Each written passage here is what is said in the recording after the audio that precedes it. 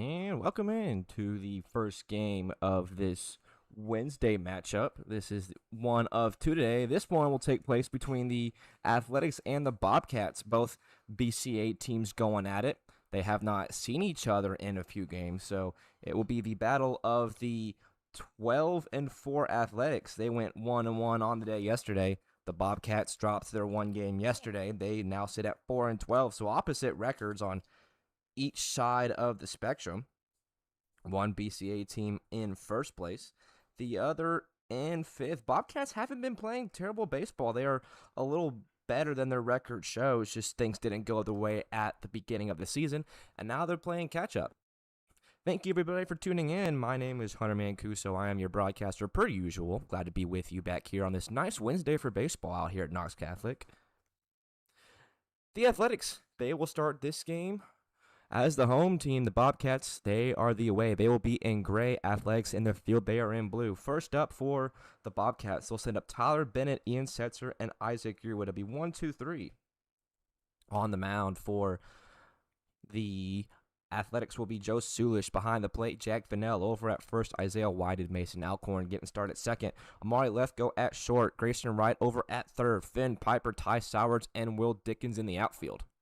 First pitch home to Tyler Bennett is ball number one. Now, let's remember from yesterday, this was the first game where we did not see a home plate umpire, and of course, we still do not have that. So it's still a little bit of a learning curve getting used to trying to call quicker balls and strikes while waiting on the reaction. If you watched the game last night, you kind of remember me saying that the glow of the scoreboard was much more visible at nighttime. So I was able to see what color the scoreboard was glowing up. I can't see the actual board, but I could see it grow. I could see it glow blue for ball, red for strike. But as for right now, on a close pitch, I am subject to waiting on the field umpire. Bennett skies one off. But I am now waiting for the field umpire on a close pitch because he will be calling balls and strikes visually. It will not be up to his discretion, but he will give a little strike sign in the middle of the field if it is a strike, and then, of course, he won't do anything if it's a ball. Same old, just he won't be the one calling it. He'll just relay the information. That way, the viewership, both behind the plate and on the broadcast, can at least see a little bit as to what's going on. Full count up the middle, or to the left, excuse me. Tyler Bennett aboard for the first time today. There will be a leadoff base runner. Sulish giving up a hit to start his outing.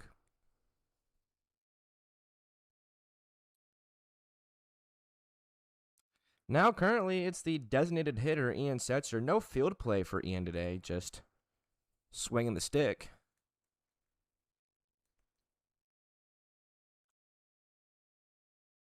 Another hot day out here at Knox Catholic.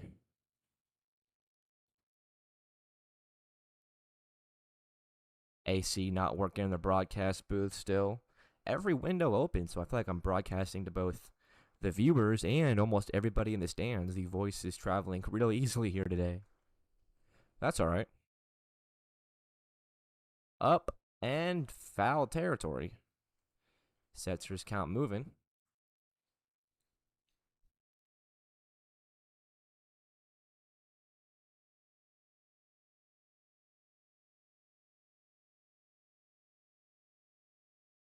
So Setzer now at a 0-2.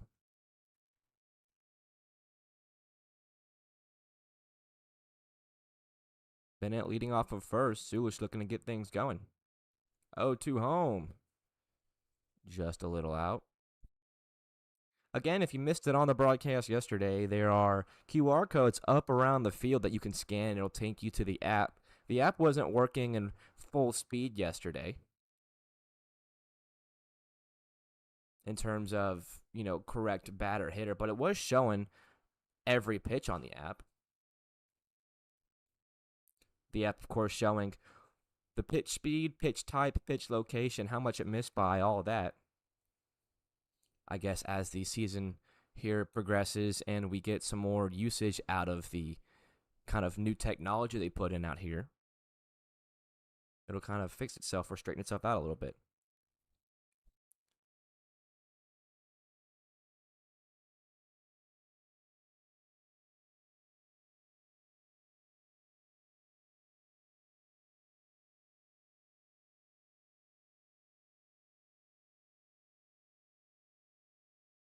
One, two to Setzer. Drilled out to left center. That one will get down. His head into the wall. Bennett around second. He'll go to third. Setzer trying to stretch it into a double. He will advance on the throw. A couple of base hits to get things going for the Bobcats here today. You know, that's exactly what they want. They haven't had best of luck in their last few games. So starting off this hot is exactly what the doctor ordered coming out of the game.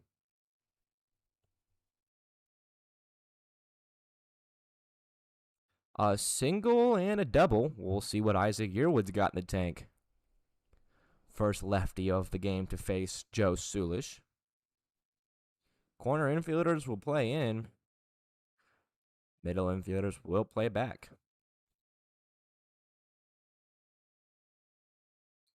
The Athletics yesterday went 1-1 on the day. They won their first game in a run rule that was 13-1. Ended up losing the next game. Bobcats also lost last night. It was a 7-1 final score.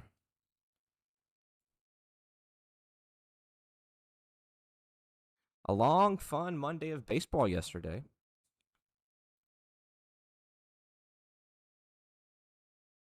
Yeah, 2 games today, 2 games tomorrow, 1 on Thursday. That one will not be broadcasted, but neither of these teams playing are the ones on Thursday, so it's all right. Yearwood, hard hit and foul. Well, you got Tuesday, Wednesday, Thursday. Of course, no games Friday. Then Saturday is the 4th of July, so it'll be a good, fun weekend. I'm excited. I'm going home for the weekend. Back all the way to Texas.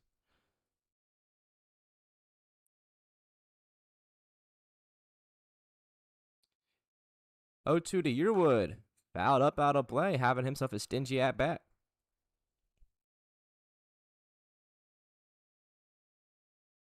Sulish, 14 pitches in already and still has not yet to find an out. We typically see Sulish being real dominant around the strike zone, not allowing multiple base hits or base runners at a time. Another 0-2 to Yearwood. Chopped on the ground over to second. Picked by White, thrown over to Sulish, covering. He can't field it cleanly. Bennett will score. His Tetzer coming home. No throw.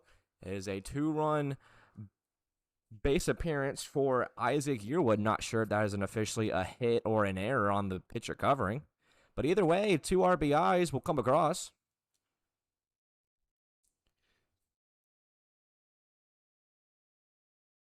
Bobcats making a strong bid for a start in this one.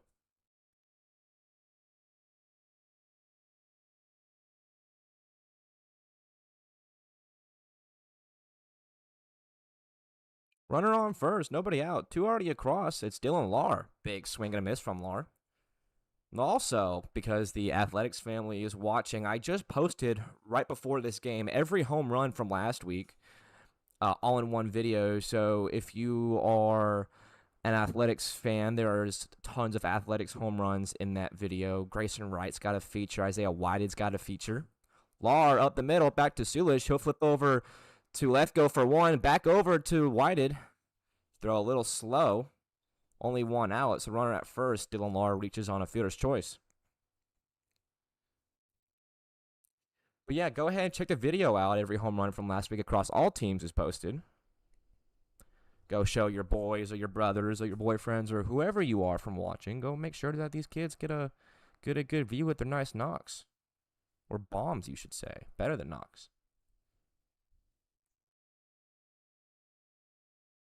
Question, will you be back for Monday's games? I sure will. I will be getting back to Tennessee Sunday night to make sure I am back on the mic for Monday afternoon. So no other games will be missed except just the one on Thursday. We'll see if Richardson can add on to this solid start.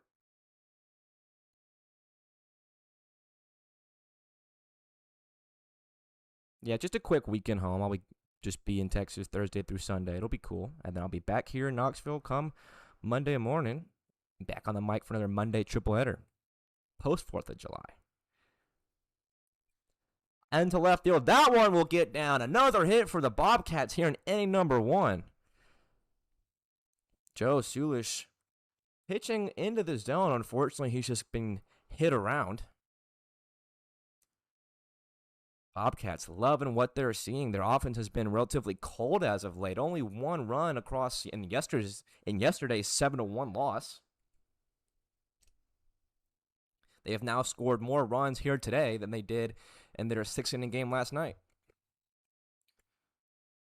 First pitch swinging from Chris Say, the new hitter. He's given himself, I believe, an extra hitter role today.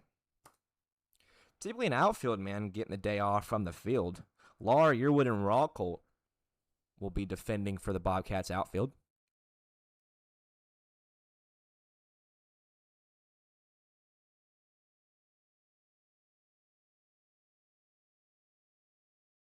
Oh, one to say, big swing and a miss. The extra hitter now down 0-2. So already the 6th hitter of the inning. It's a 10-man rotation for the Cats today, or a 10-man lineup.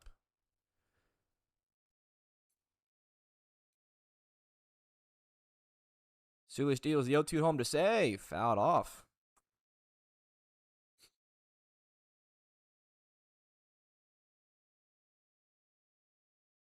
Bobcats in last place by a couple of games. The 4th place team, Copperheads, won their 6th game yesterday. They were the one who beat the Athletics yesterday. So if the Bobcats can win today, that would put them at 5 wins, and they would still be, I believe, a game and a half behind the Cops.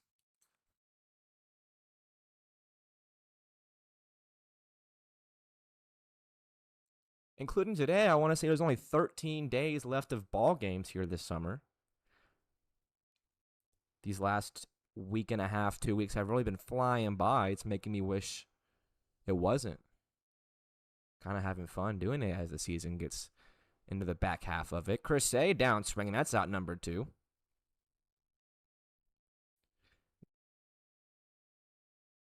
Now up Cameron Combs.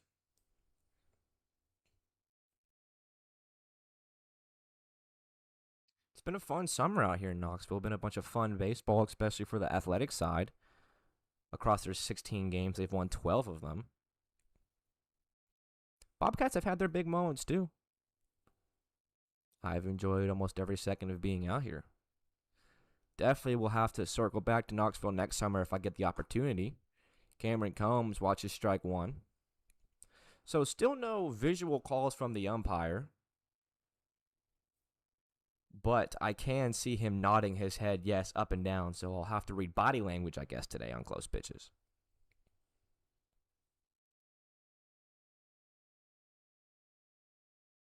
Oh, 1 in the dirt.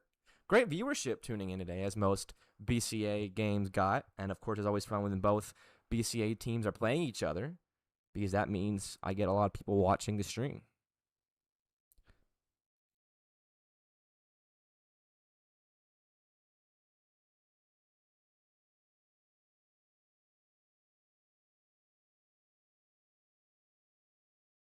One to Combs. I believe that was a strike 1 and 2. The umpire is sticking his hands up really high in the air, so he might be signaling to both me and the hitter and catcher what the count is. So Combs now at a 1 and 2. Sulish about to hit his 30th pitch of the inning. 1-2 to Combs, a little high. Did not see Combs yesterday for very long. He came in the later part of the game as, I believe, a pinch hitter substitute.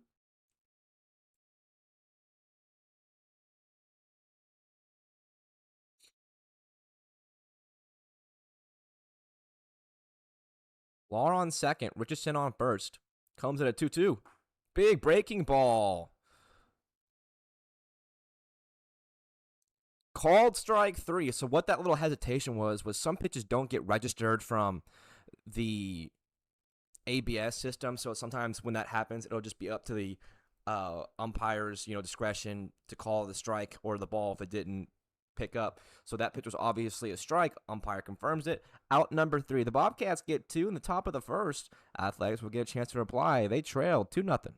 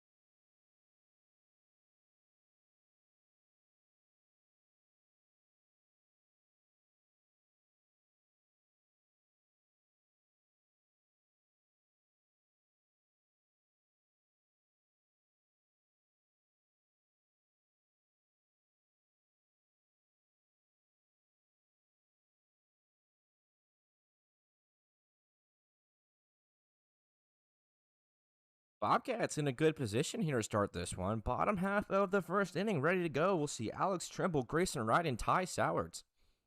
On the mound will be the righty Samuel Harding. First pitch down low to Trimble. Defensively for your Athletics, it'll be or for your Bobcats, excuse me. It'll be Bryce Cowell behind the plate. On the ground, we'll introduce Cox at second. He will throw it to Combs at first. One out, and there's your introduction for those two. Jaden Richardson getting the start at shortstop. Tyler Bennett over at third. Dylan Lahr, Isaac Yearwood, and Lucas Rockholt. They are in left, center, and right. For the time being, they'll be on a rotation. Now up, Grayson Wright, number 22. We mentioned him in the last inning. He had himself a few big flies last week. Definitely one of the most powerful hitters in the league. He's always fun to watch batting.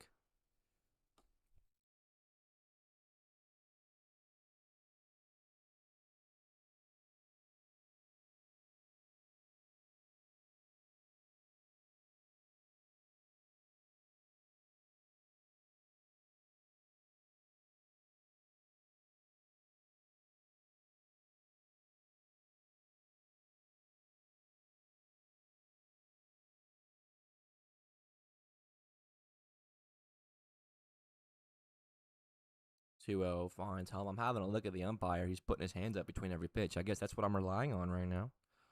2-1 in on Grayson Wright. It'll move to 3-1. Behind Wright, it'll be Ty Sowards. This lineup we'll see 10 batters coming to the plate. Each BCA team batting 10 today. That one over to the left side. Harding will try to field it. Throw across his body. Not in time. Grayson Wright beats it by a step. Very close play over at first. Harding a little slow getting off the mound. That one hit a little too softly. Good attempt by the pitcher. Looking to tie it up now. It's Ty Sowards.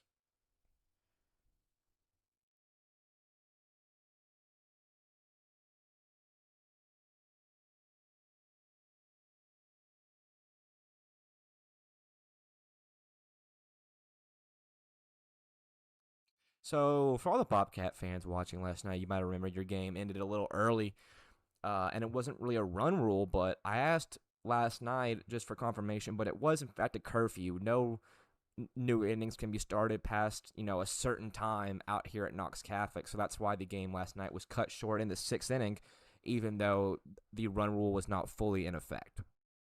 I believe that you can't start a new inning after like 10, 10:15. It was about 10:13 was the last pitch time, I want to say. Sowards on a line out to left. That will bounce in front of Dylan Lahr. Just like that, the Athletics starting their inning just the same way the Bobcats did. They got a couple of base hits to get things going.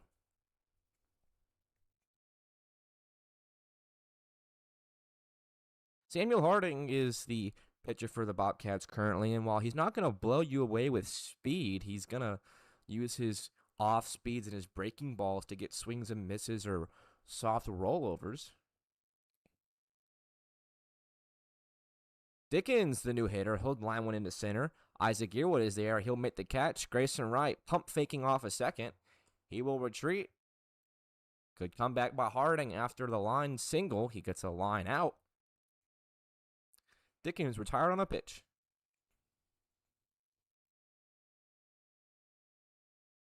That'll bring up number 5, Carson Lane. Carson Lane wearing number 5. Also batting in the 5-hole.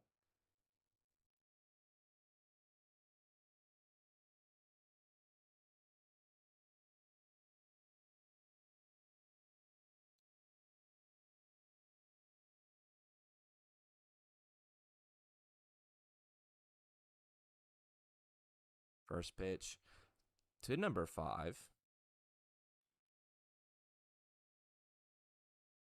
I believe that was ball number 1.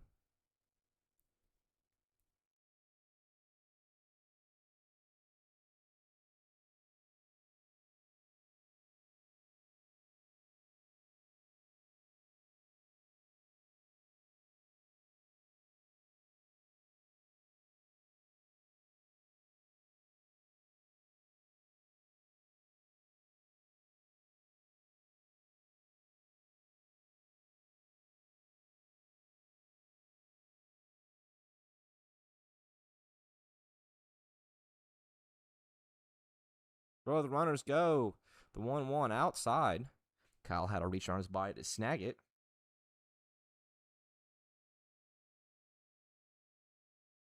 -94 currently in Knoxville. I was doing a little research. What's the highest temperature that my laptop can work safely at? Because it is so hot. And it says anywhere between, 50 and 95 degrees. And I thought, no way, it's 95 here, right? Sure enough, it is 95 degrees. Feels like 99 out here in Knoxville. Granted, this is 5 o'clock, so it's the hottest part of the day. Sun will go down here slowly, and the temperature only dropping from here on out, which, thank goodness.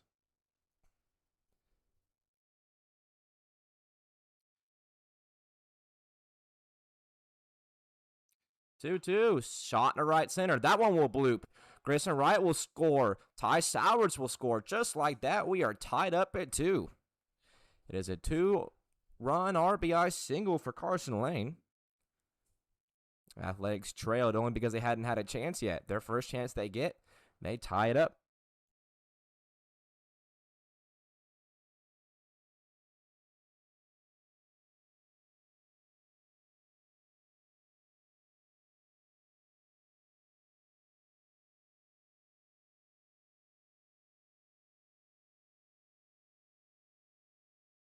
Mari Lefko up. He swings at the first pitch. In shallow right center, it's the center fielder Yearwood coming in on it, but it's in and out of his glove. He can't field it cleanly. And the ball getting thrown around now. Harding chasing it down. Lefko will head into second. It's 2 bases on the air from the center fielder for Lefko. Quickly, the Athletics threatening still.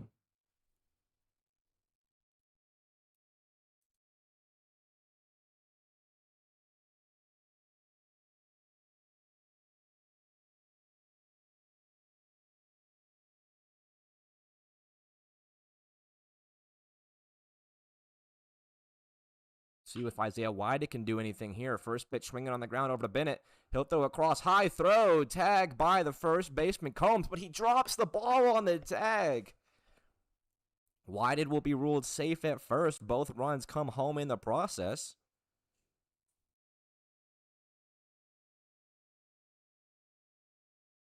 Almost getting out of the inning unscathed. Instead, a couple costly plays, now allowing 4 across here in inning number 1.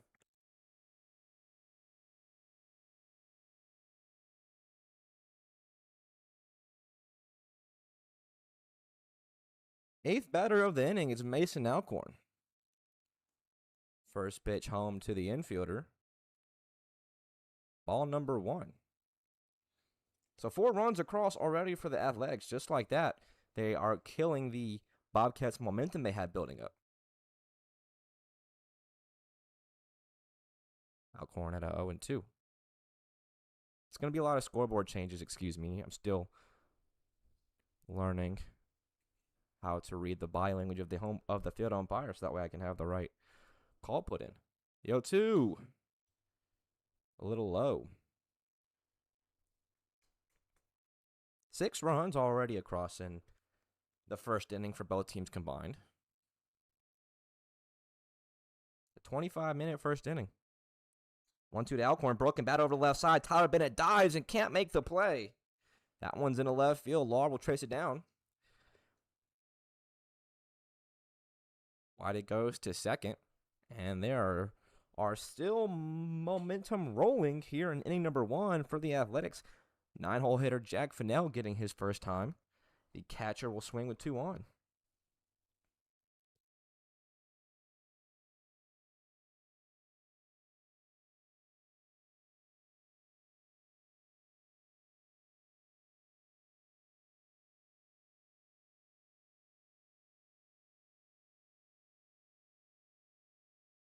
Slow off-speed home to Fennell.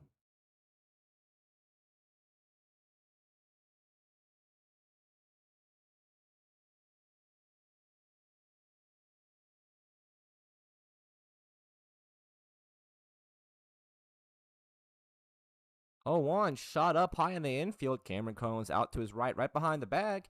He'll make the catch in foul territory. That is out number 3. The Athletics take advantage of a few errors. They played 4 in the first. Your score through a full inning is 4-2 Athletics.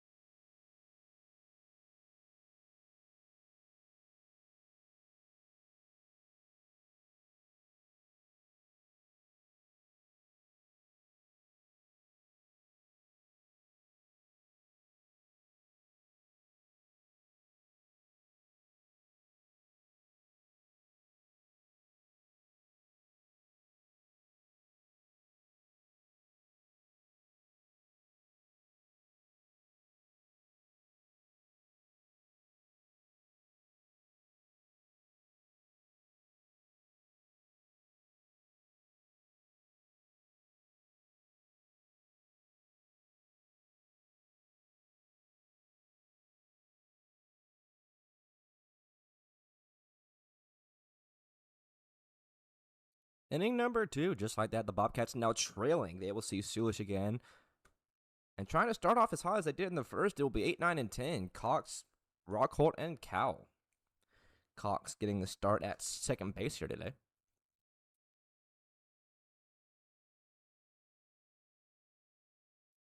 And he'll ground one over to the second base spot. It's picked up by White at the first baseman. Sulish covering easy PFPs for the first baseman and pitcher. 1 up, 1 down.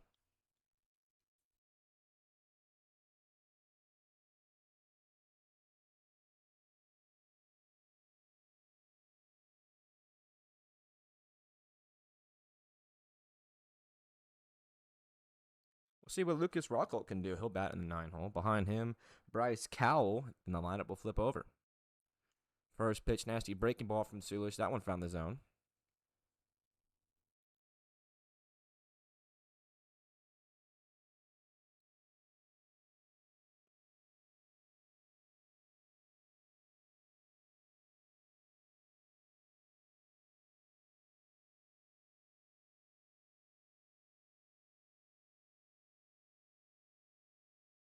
Ooh, disgusting breaking ball from Sulish. Just missing, a little up and in.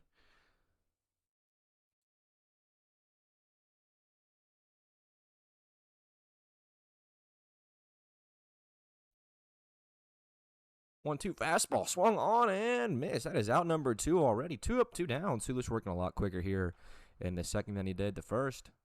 Looking to make quicker work of the back third of the lineup. Number 8, the catcher, Bryce Cowell, getting his first time swinging.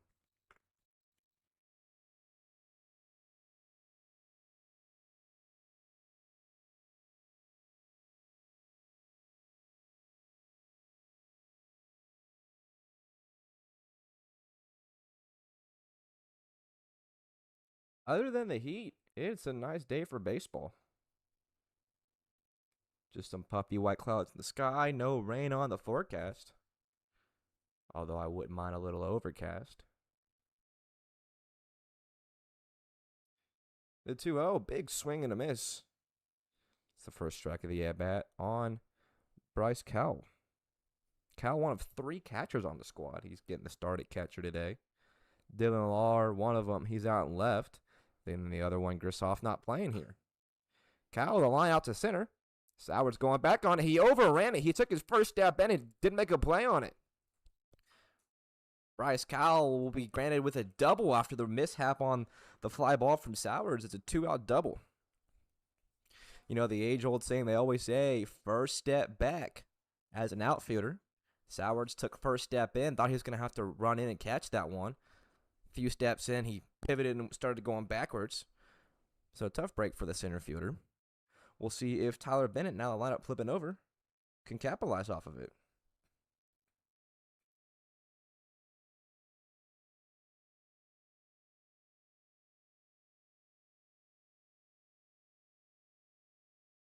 First pitch swinging.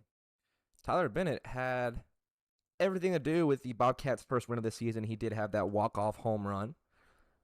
That was the Bobcats' first win of their current 4. A really cool moment for him.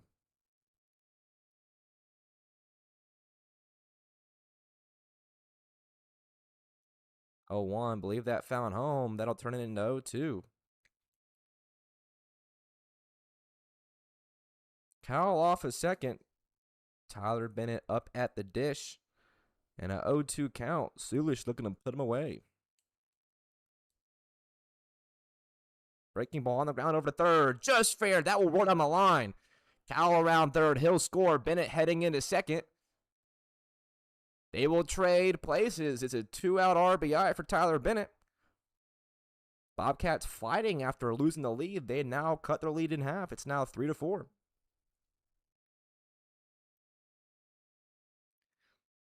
Speaking of fair and fouls, talking to umpires between games yesterday, the board on the screen will actually flash, I think, green for fair and yellow for foul. So it looks like that one was going to be called foul, according to the board.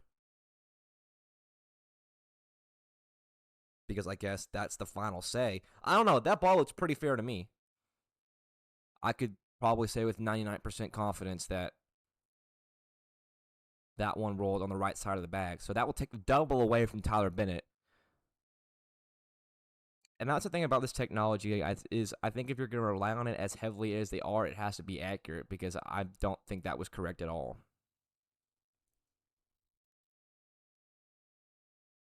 So Tyler Bennett back up. Cal still on second. The 0-2 fouled up out of play.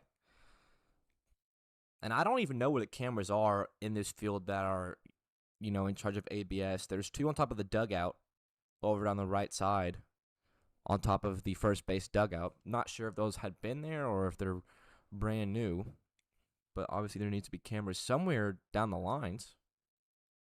Unsure.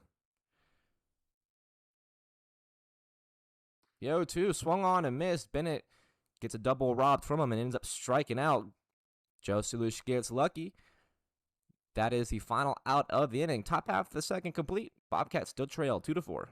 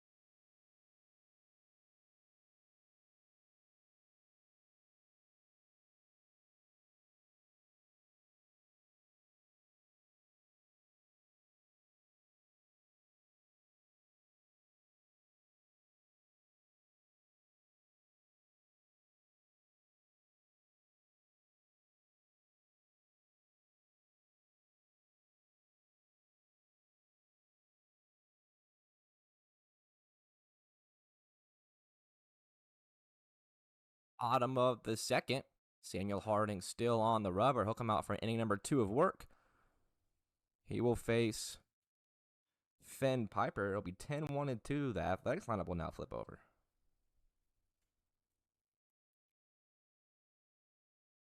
So a little bit of early controversy in the first inning, or in the top of the second, excuse me. Tyler Bennett had a ball hit down the line that, I'm not going to take away anything from the umpire. I don't want to knock them, as Finn Piper lines one into center. A leadoff hit for the outfielder. That'll turn it over. And not to knock the ruling on the field, I'm in the booth for a reason, but I can say with 100% certain that ball was on the right side of the bag. Board called it foul, so that's what they got to go with. So I'm interested to see how much that technology gets a little bit more accurate as the season goes on. Again, I do apologize. I know I haven't talked about it in a few weeks, but, no coverage of the corner bases because the camera cannot fit the whole field. So, unfortunately, there is no proof to back my theory. But it's all right. Y'all know I wouldn't lie to y'all. I'm biased, so I just say what I see. I'm unbiased, excuse me. Whoa. I'm unbiased. I just say what I see. So lineup turning over, and I currently see Alex Trimble up.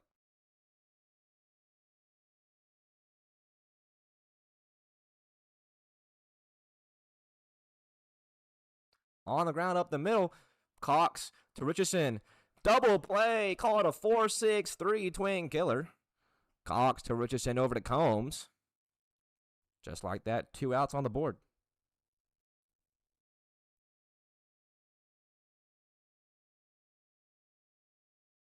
Both Piper and Trimble erased on the play. Base is now empty. Grayson Wright up.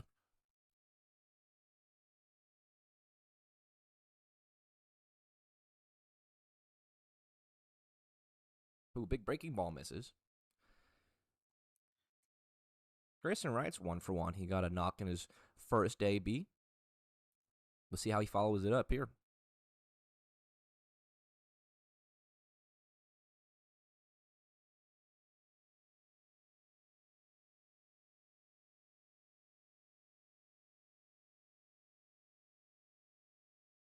Fouling 1 off. Now at a 1-2.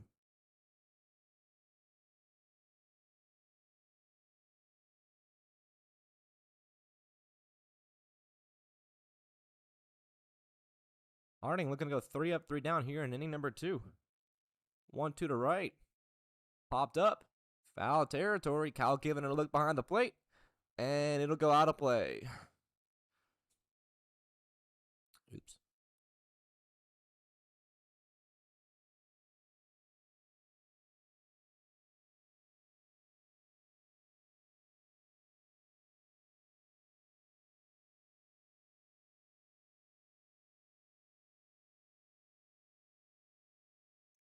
One, two, big breaking ball hits Grayson Wright. Harding let one slip. That'll put a runner on.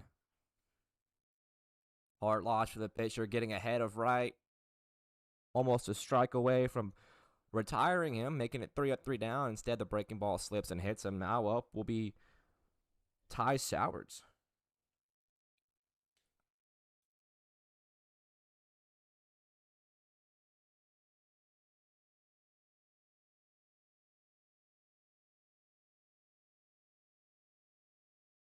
Grayson Wright goes. First pitch. Sowards up the middle. Cox fields it. He's had a busy defensive inning. He'll throw over to Combs. Out number 3. The Athletics get one on. Strand him at first. We are through 2 full innings. Your score, Athletics still lead 4-2.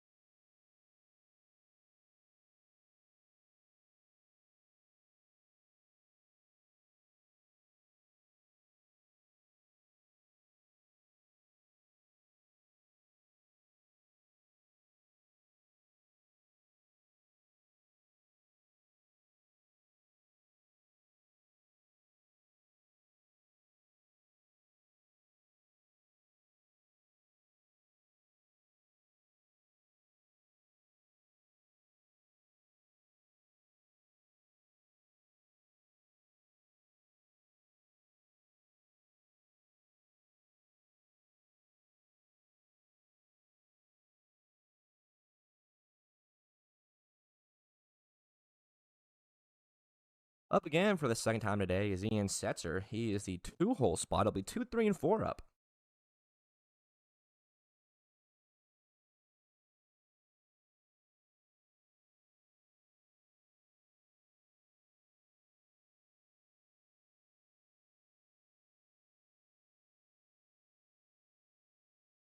Fastball out, 2-0.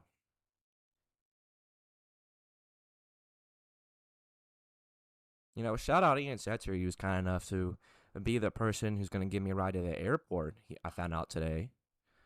Saved me a little bit of money on an Uber.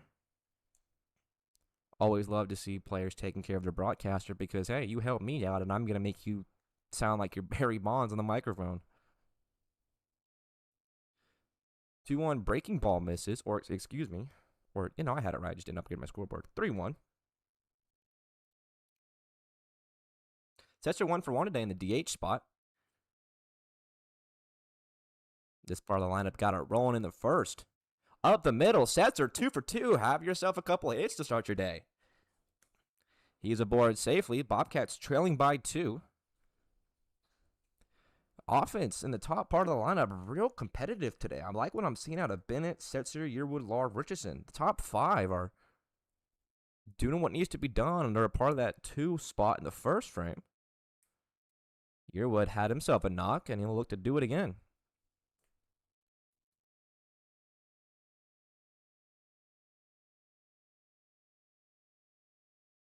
Up top.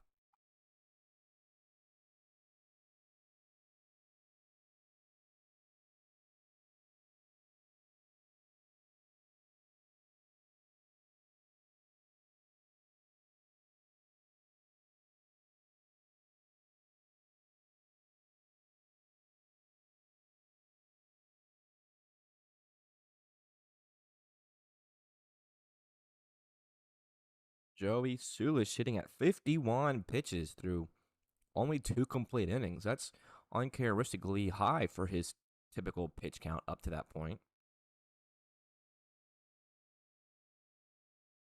Hasn't allowed too many walks, maybe only 1. It's just been a bunch of hits allowed.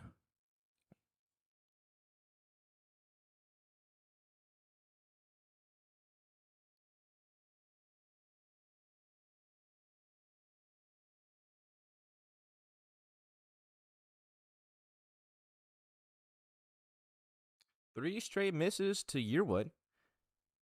Ball out of the zone away from a 4-pitch walk. Behind Yearwood will be Dylan Lahr.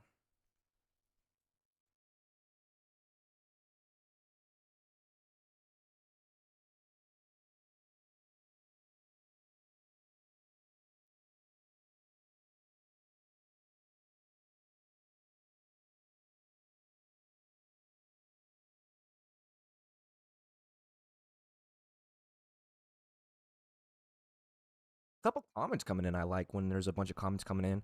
One of them that I'm looking at, thank you for the enjoy the time at home comment. I'll be back here on Monday, so if you run into me, come say hi. I always like talking to the parents. As Yearwood's in a 3-0. Up the ground, up the middle. Lethwell coming in from short. No play at second. The throw to first. Not in time. Yearwood hustling down. Tough break for Lethgo. That ball coming in real slow. That will allow Setzer to move to second safely. Yearwood, an infield knock. Up now, Dylan Lahr. On the comment that for the testing of the camera system before going live, I'm not sure how much stuff they did prior to implementing it into the field. I'm sure they had some sort of testing and messing with it a little bit, but the way I see it right now is this is the testing, is the SMCL out here at Knox Catholic this season, because I doubt it's going to be used on weekends when there's travel ball teams in town.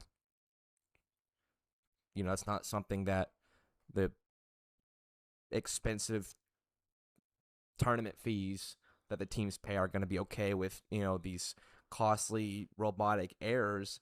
I think that there should be an umpire behind home plate, not just for, this league, but in every league in general. I like the way the MLB does it, where there's still a home plate umpire. He makes the initial call, and then, of course, there's challenges, whether it's tap the helmet or challenge the call down the line, whatever it might be. Lahr now down 0-2. But this is the way they're sticking with it right now. And I guess they're just using it as a testing period within the league, because it's a non-competitive league. As long as these kids are getting reps in, that's, at the end of the day, is what's most important out here. As fun as it might be to win, this league is all about the kids getting reps. So that's, I guess, why they're okay with just letting things be tested out a little bit. But I'm sure that they're messing with it as each game is played. There was a guy here yesterday that was messing with it during the games and kind of like adjusting it mid-game. I don't see anybody here as of right now playing with it. There might be, just not in my view. On the ground over to second is Lar. Alcorn flips to short for one. No throw over. Lar will be aboard by way of the fielder's choice. That is Yearwood put out at second. Runners on the corners, one out.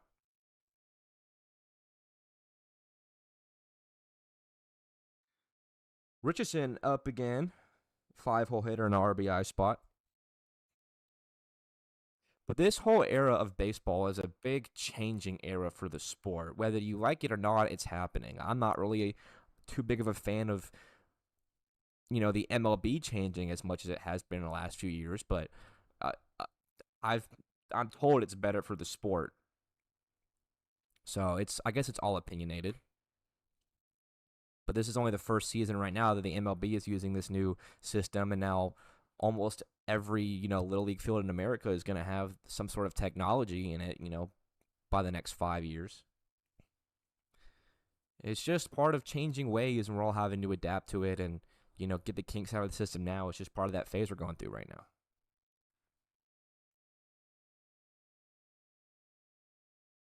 I do like some of the change.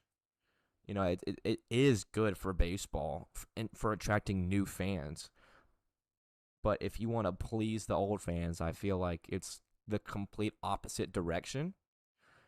Times are changing. It's not the same as it was in the early 2010s, Technology's getting better, so they're using it a lot. 3 straight misses in. Jaden Richardson now at a 3-0.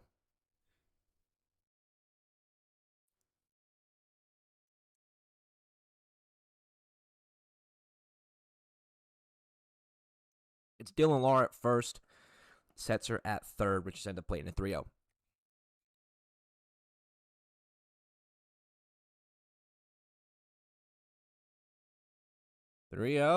Catches the lower part of the zone. It's 3-1. And I don't want anything I say, with or not with this ABS system that the SMCL is using. I'm not speaking for the league. I'm just speaking for myself. The league is going to use it regardless of what anybody else thinks. And as they should, if they have the technology, why not use it? 3-1, big swing and a miss. Richardson now down 3-2. Sulish fighting back after falling behind 3-0. At the pitch, Lar will be off of first. Sulish looking for out number 2 of the inning. Still a run 90 feet away. The payoff. Swung on and missed. Richardson down swinging. That is out number 2 of the inning. Of course, we knew Lar was going. He'll move into second safely. So now we'll see if Chris A can get himself a couple RBIs here. A ball in the gap would tie the game.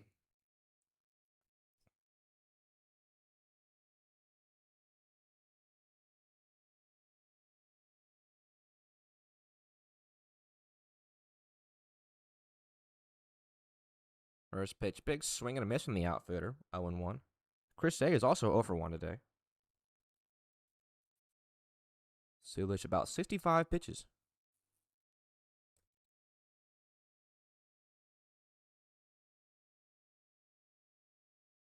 Good pick by Fennell. Reached up so high his mask came off.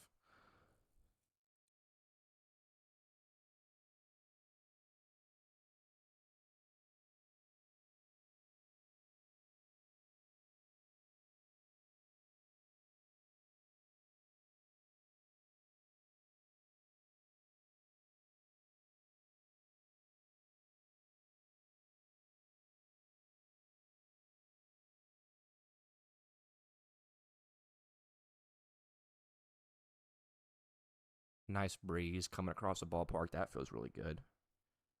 95 degrees currently. Chris, a little half swing.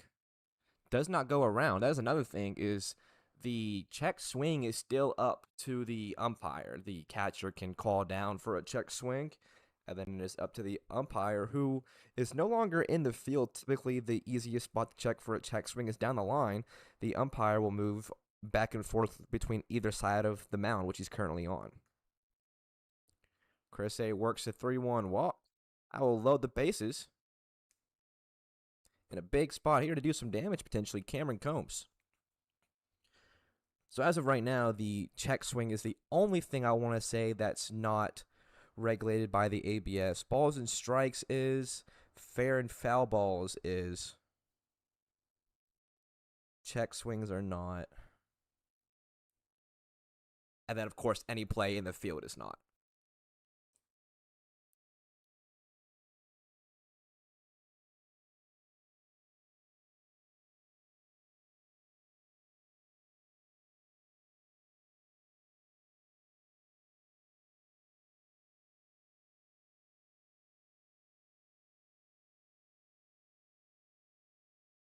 Two zero for Cameron Combs. Sulish in danger of potentially walking in another run.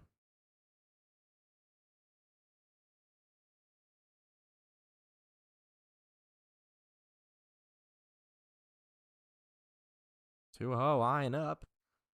We'll see how long Sulish goes today, but after Sulish, we will see the commonly used Charlie Lofton. We do see him a lot. And then Grayson Wright is supposed to start, or is supposed to come in on the mound after Lofton. So those three names, the current pitchers slated for the Athletics today. 3-0, big pitch here. Finds home. Setzer still on third. He's been on base for a while. Lar at second. Chris A on first. Combs up at the dish in a 3-1 count. Swung on, drilled. That'll get down in front of center field. Setzer will score. Lar coming around. He'll score. The center fielder, Sowers, couldn't make a clean play on it. Combs will move into second base. Say will stop at third. The Bobcats battling here in the third. They tie things up at 4. Nice long at-bat by Cameron Combs, and he won that battle against Sulish. Taking him into a 3-1 count, placing a ball in front of shallow center field. Chris A probably could have scored if he really wanted to. That would have been maybe a little too aggressive, but with the speed that we know Say has, I would have said why not. But right now, the game is tied 4-4. We are getting a non-meeting between catcher Fennell and pitcher Sulish.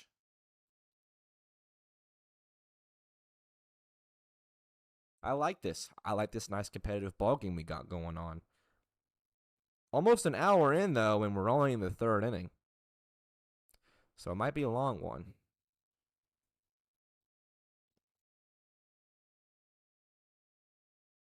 But as we found out last night, it doesn't matter because if the last game starts at a certain time and it gets to about 10-10, that will just be the end of the game. Big swing and a miss from Cox. It's 0-1. Cox is 0 for 1. He led off the second inning, getting his second at-bat in 2 innings.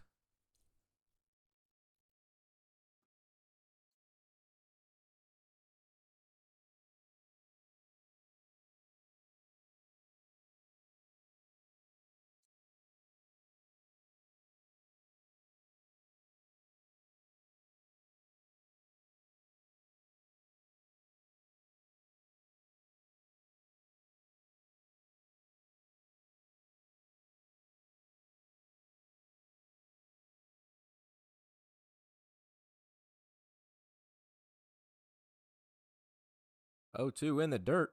Cox hanging on. Combs is on second after his 2 RBI double. Chris A held up at third. He's on third.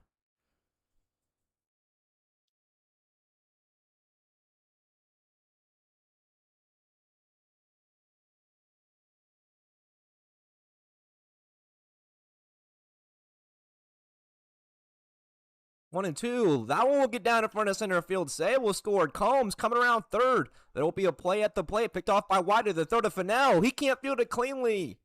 Cox singles into center and scores 2 more. Very back and forth game in this one. 4th run of the inning. Bobcats now lead by 2. What a battle against Sulish that these Bobcats are giving them here in the second. 4 runs in the inning off of 2 hits. Both into the center fieldish area. Huge hit from Braden Cox. Already 10 runs across in the game, not even through 2.5 innings yet. This is what I mean by the Bobcats record at 4-12 doesn't really convey how good or bad this team is. Because at times like this, they make you think like they're the best team in the league because they're going against the best team in the league record-wise, and they're giving them trouble. And you could argue that Sulish is one of their best pitchers as well.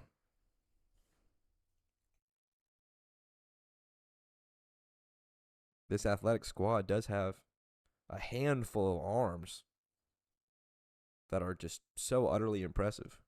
Sulish being one of them.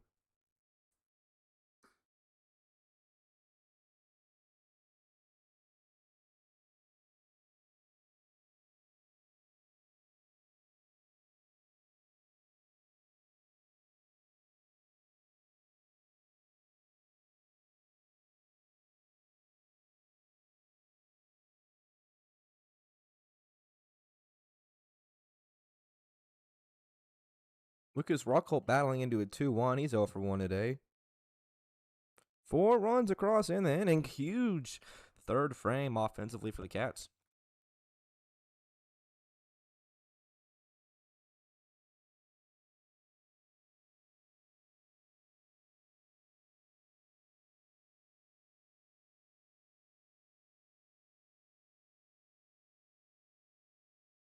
Three and one to Rockholt.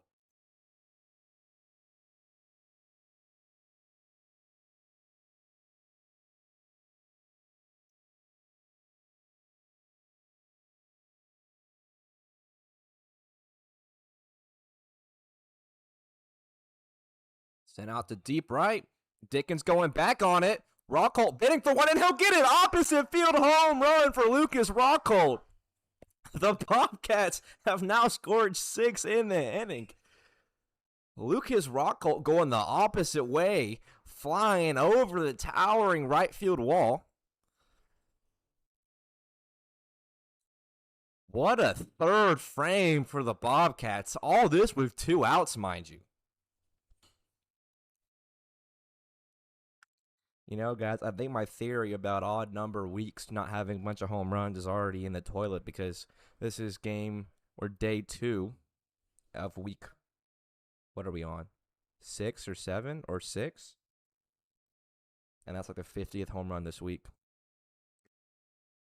What a big fly by Lucas Rockholt, his first of the season. What week are we in?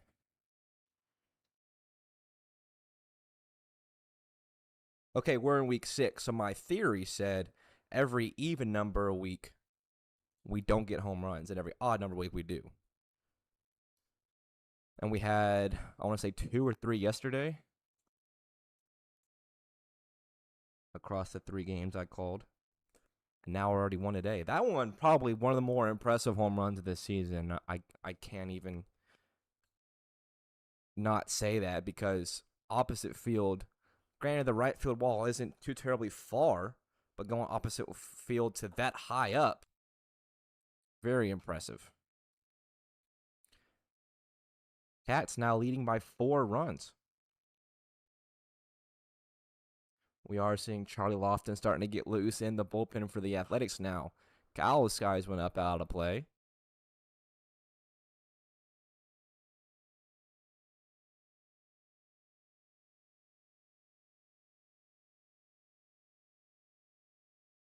The 8th hitter of the inning, or 9th hitter, is Cowell. Bennett would have been the 10th, and then that would have flipped back to Setzer, who led off the inning. Strike 3. Cowell goes down swinging, but not until after his team scores 6 runs in 1 inning. They take the 8-4 lead. We'll see how the Athletics reply in the bottom of the 3rd. Your score is 8-4.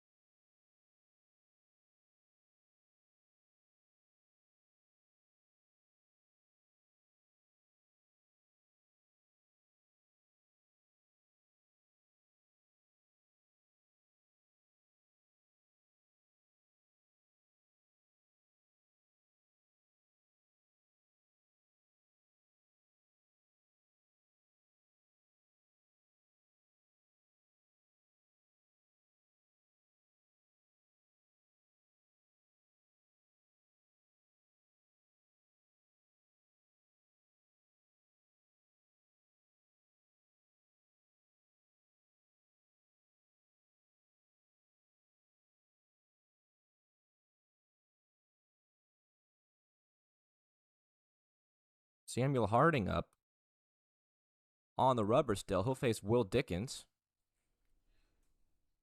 If you're just tuning in, you missed a big inning for the Bobcats. They plated 6 runs, took their lead back, and took it up to 4. Courtesy of the Lucas Rockholt opposite field shot.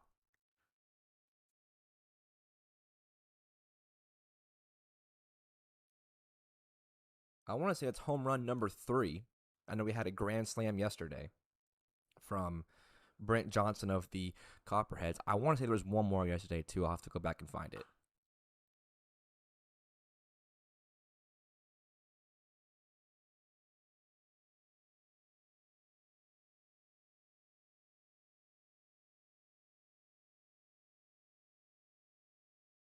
Dickens now at a 2-2. On the ground over to first. Just a little foul. Combs picks up in foul territory. We'll do it again.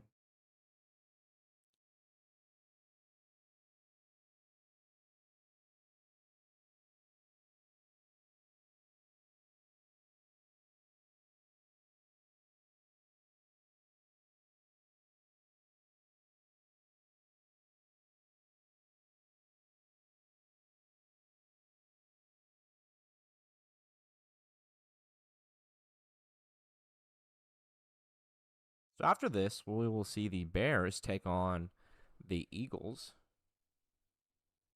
That'll be a fun one. Couple fun games here today on this Tuesday.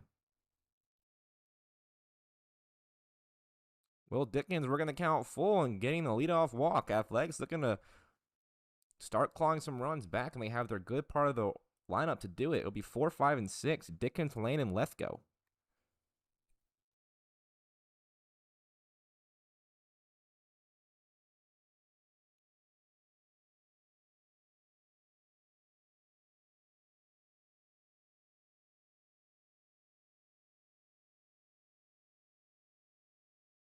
Carson Lane is 1 for 1. A check over on the runner.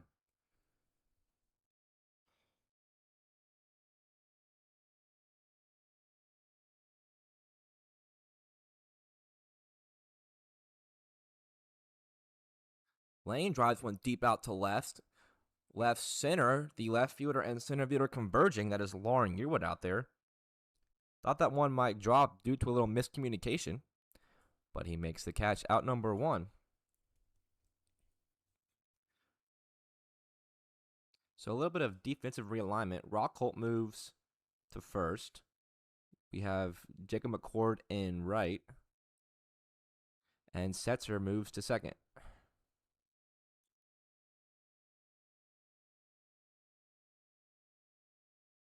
Which means Combs and Cox both out of the game defensively for the time being. I'm sure we'll see the rotation move later in this one.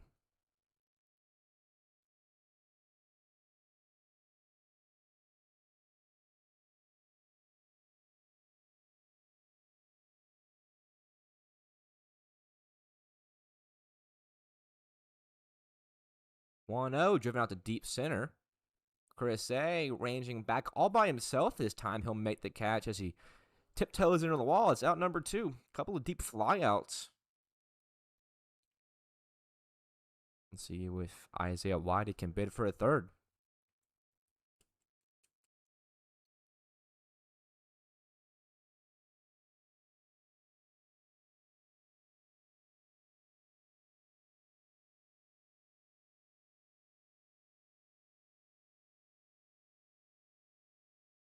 And he does bid for a third, but this one's just a little shallower.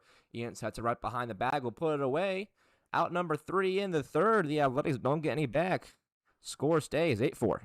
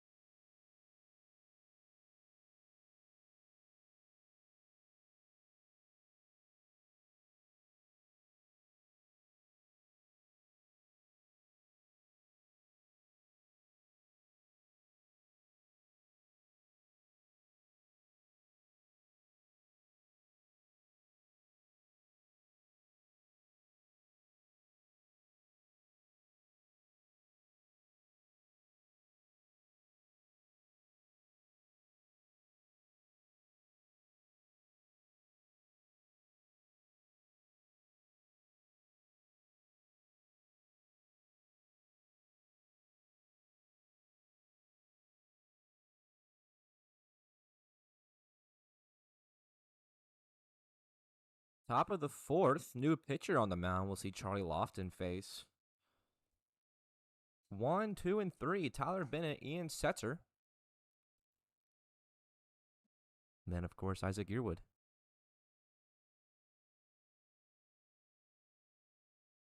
Tyler Bennett's 1 for 2 today. His first time seeing the Submariner.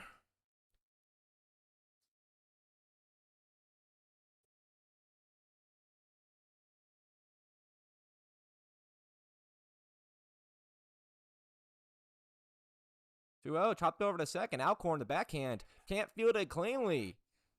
Tyler Bennett with an infield knock. Most likely be called an error.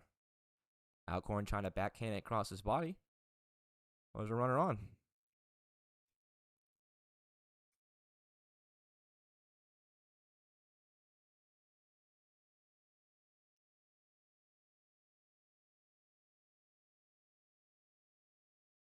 We'll see if Setzer continues his 2 for 2 day. He's had himself a couple singles.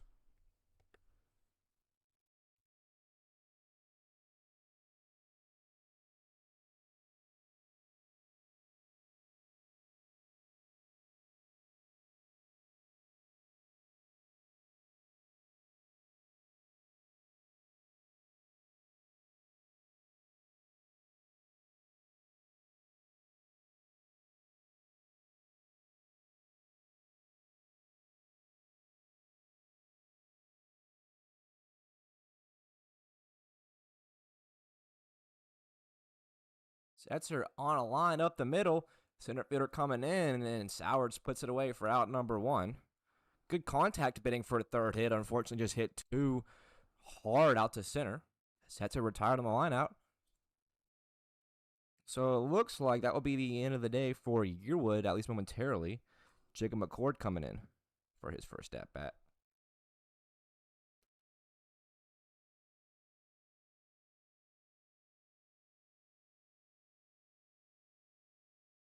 For what it's worth, I did see Yearwood walk over to the locker room in between innings, so hopefully he is all right. I'm not sure what would have happened. 0-1 to McCord.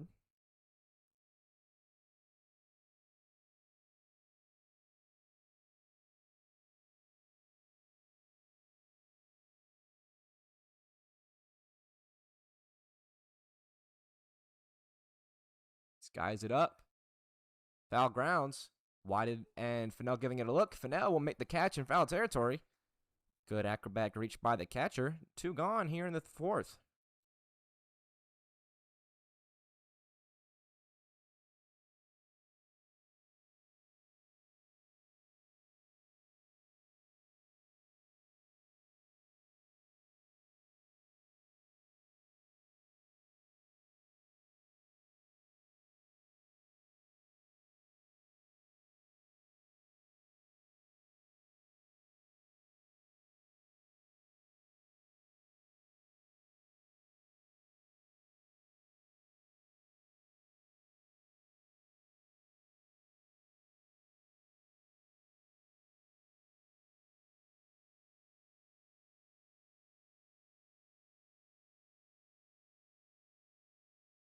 Lar found a couple off.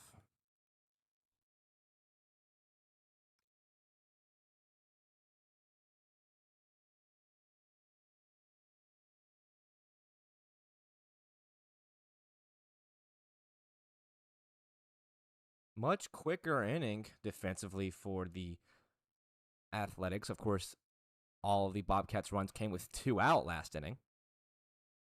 That's what you call a successful 2-out rally.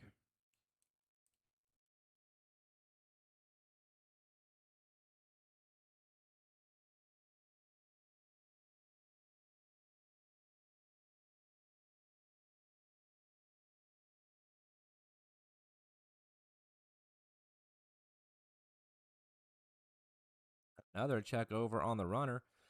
Lofton being real careful with Bennett on first. Setzer retired. McCord retired. Now the cleanup hitter.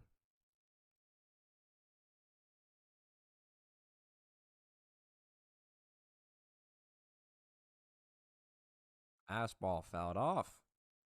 Lar 0 for 2, having himself a real stingy at bat here in his third.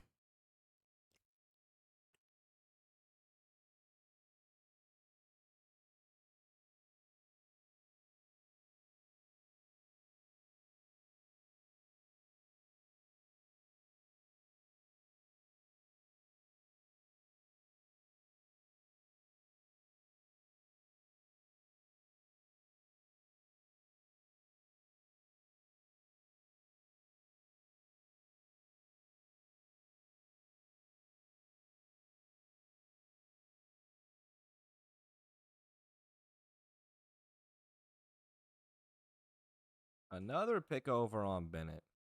That's something that Lofton does really well, is he does have that real deceptive pickoff move. That, and he's just really quick with it.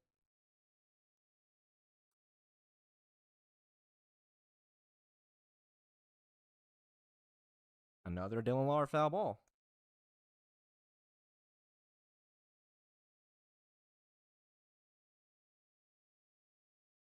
I like to play this game called Guess the Result of the Next Pitch, because anytime I say that, it's in the midst of a long at bat where a bunch of balls are fouled off.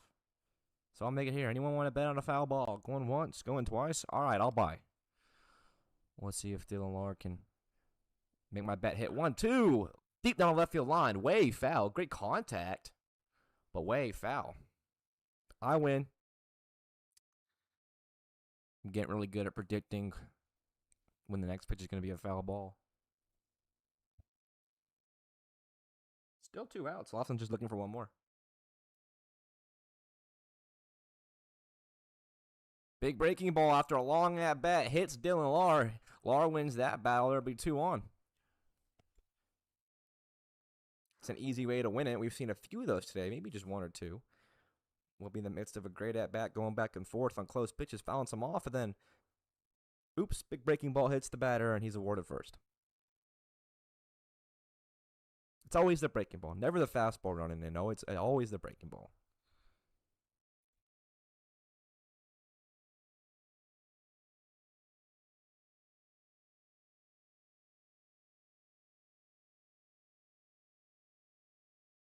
Richardson up. He's 1 for 2.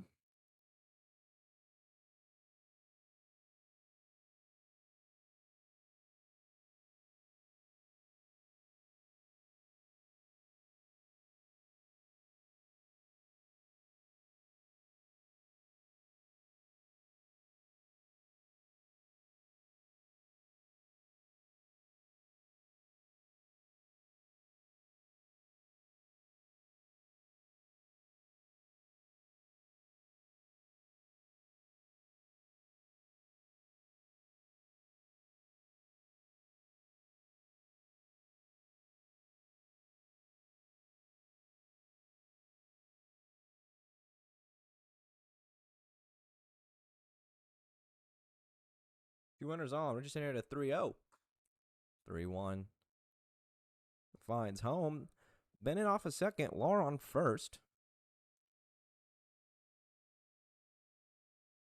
Bobcats taking their best at-bats all season. The 3-1 gets a swing and miss. Count working full.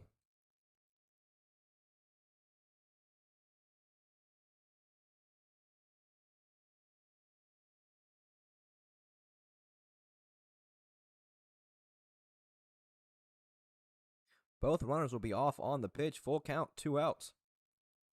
The payoff.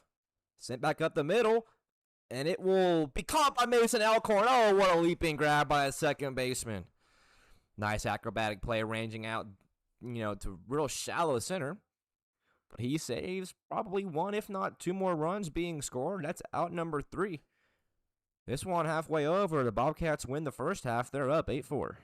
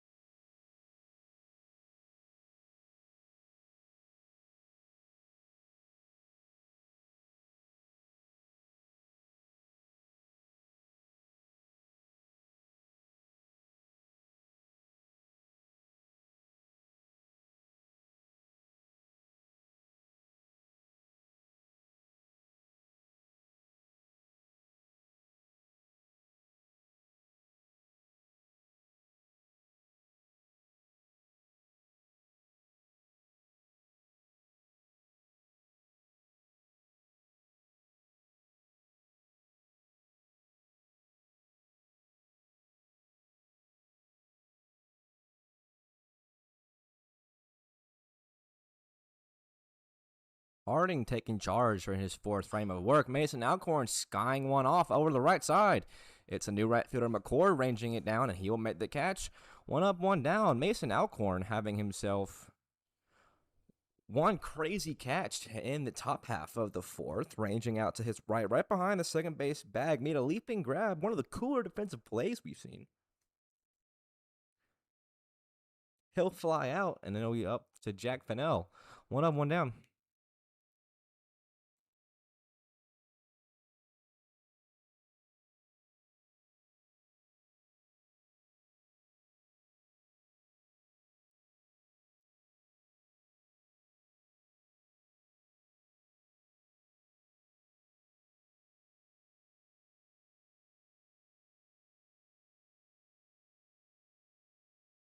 Two out, gets a big swing and a miss from the catcher.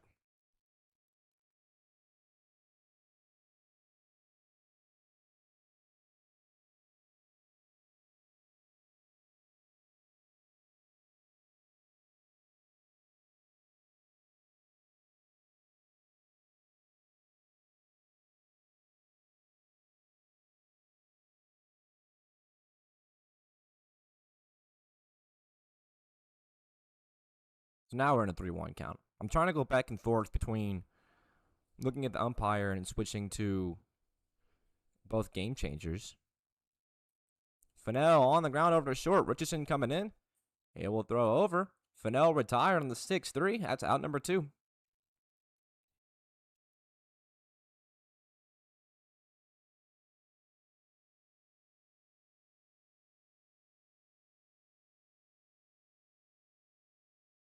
Ten-hole hitter Finn Piper rounding out the Athletics' second time through their rotation or the lineup.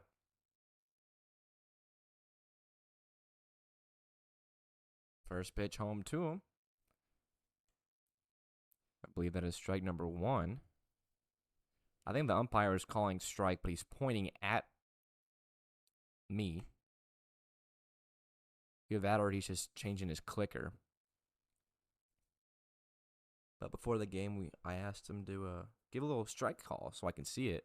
I think he is doing it, but he's just pointing his hand towards the camera, and obviously with no depth perception, it's hard to see that he's specifically doing that. So I think that's where the issue is. Piper now at a 3-1. Behind Piper is Alex Trimble. The lineup will flip over if the lefty can get aboard.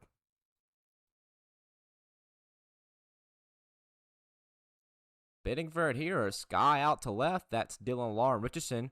And Richardson making the catch just beyond the infield dirt. Out number 3. A quick bottom of the 4th. We're on to the 5th. Score right where it is.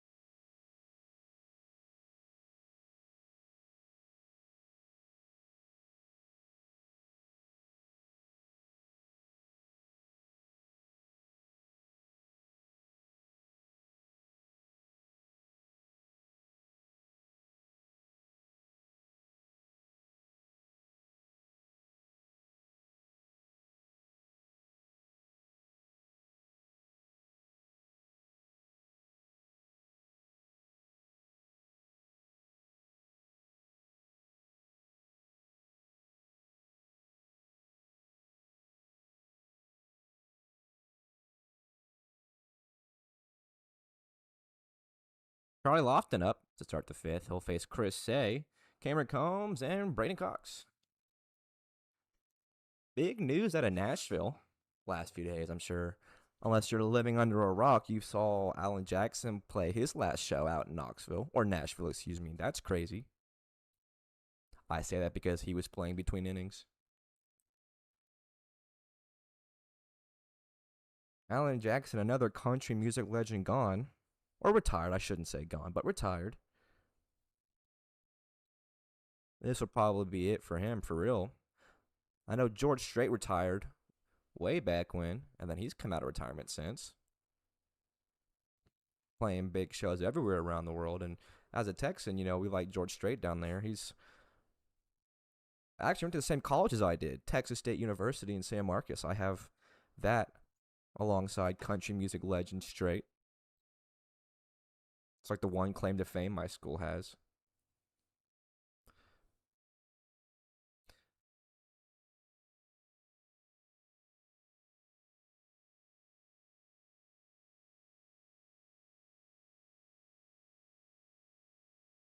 I will say, living in Texas, my favorite country music singer, I probably said this before on the broadcast too, is Morgan Wallen.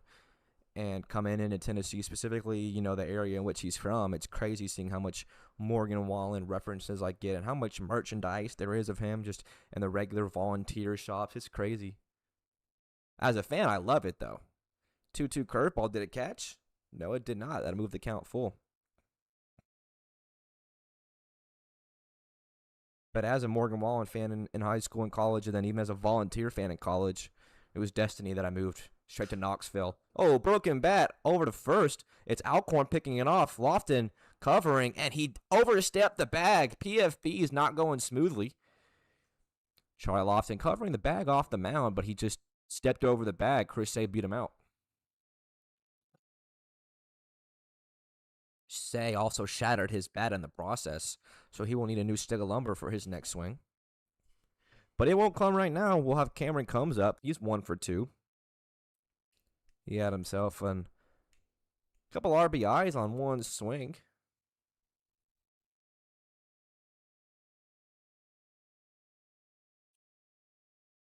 Looking for maybe another couple RBIs there. Big swing and a miss.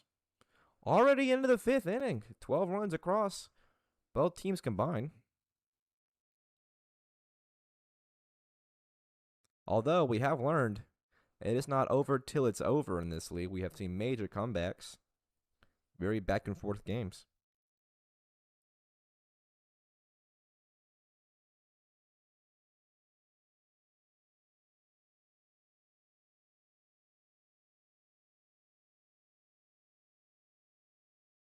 Comes at the plate behind him, Braden Cox. Nobody out here in the 5th.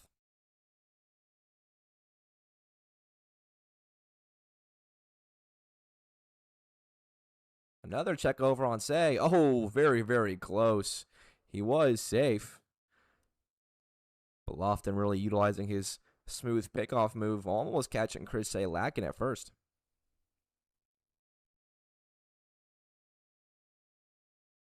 Another one.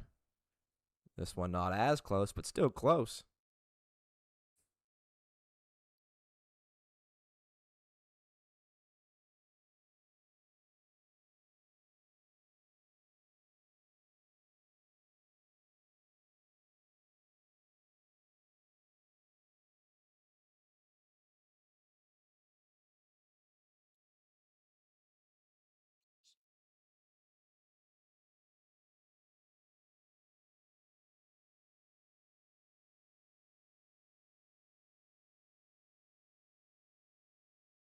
Ohms 2-1. Jordan to center. Sowers ranging back, and it will go over his head. It's off the base of the wall. It's bouncing around. Chris A will be waved around third. He's looking to score. No throw in. It's a stand-up double for Combs. Chris A scores in the process. Bobcats at a 9th.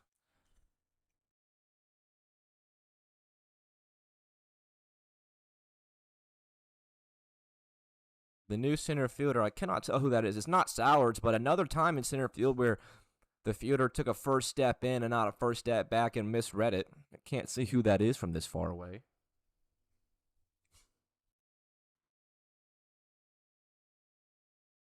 There have been a pair of binoculars sitting next to me this whole season, and I haven't touched them. in the booth, but I'm going to now so I can see out that far. Up now is Braden Cox. First pitch to him fouled off.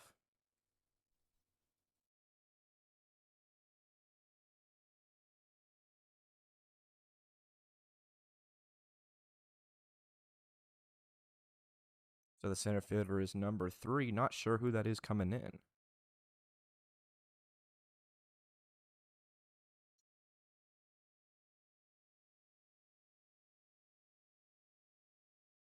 Cox swings and misses. He's down 0-2. I can tell, I believe that is DiBartolomeo out there in right. He will switch places with Dickens.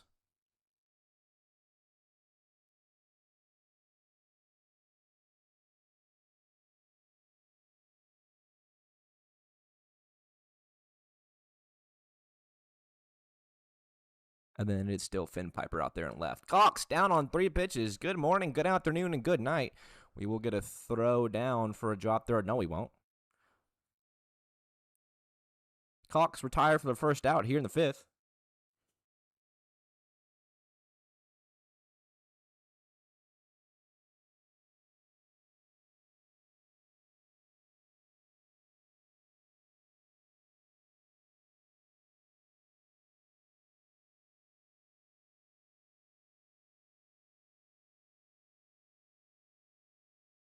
Rockhold had that big fly in his last AB. He'll look to replicate it here in another RBI spot.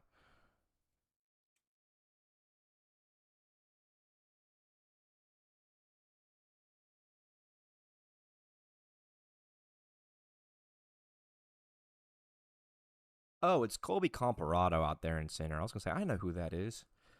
I don't know why I was blanking. So he was the one who just had that mishap in center field, coming in for Sowards. Rockhold now at 2-0.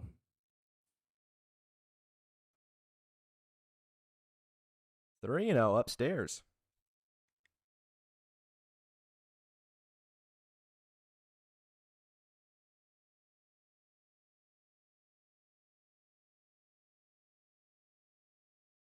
I'm like a kid right now. I am using these binoculars, looking all over the field. I need to start using these more. There we go. Found home. Now 3-1. On deck is Bryce Cowell.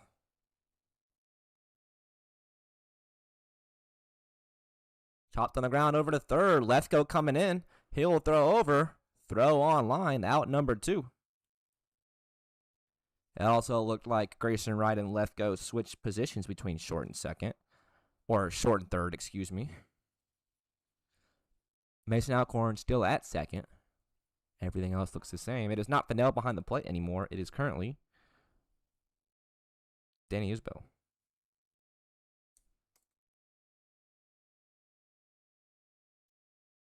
Now we'll see what Cowell can do. He's 1 for 2.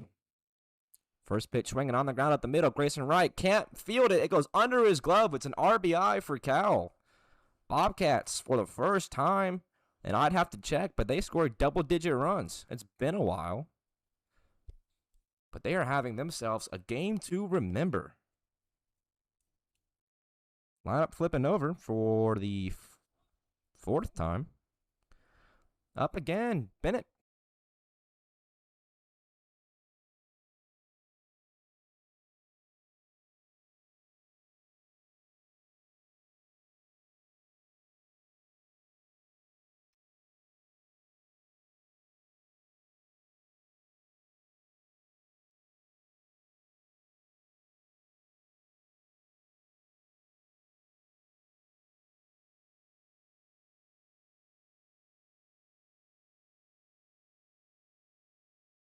Big swing and a miss from Bennett. He's looking to get a hold of one potentially. He's down 0-2.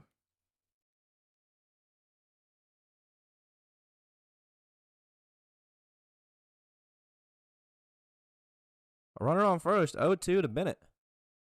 Lofton looking for the final out here in the 5th. And he won't get it. It'll go behind Bennett. That will allow the runner off of first to take second. It is a pinch runner. It is no longer Cowell. That is Lucas Rockhold on second. And I know that because I'm looking at him with the binoculars on still.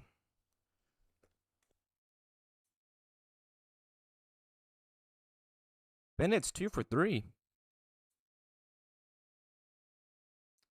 Top part of this lineup really pulling through. And the back half. It's been a team rotation as Bennett goes the opposite way. That one will land in shallow right through it in front of DiBartolomeo. Rockhold around third. He'll score. That is the 11th run of the game for the Bobcats. 3 in the inning. These 2-out rallies don't stop. They now lead by 6.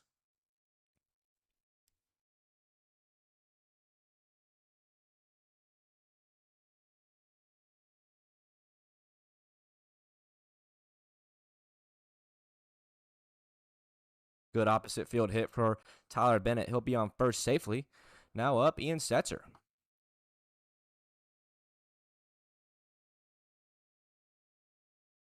Setzer, no home runs, but he told me today that he was saving his 1 home run of the season for the last game of this season.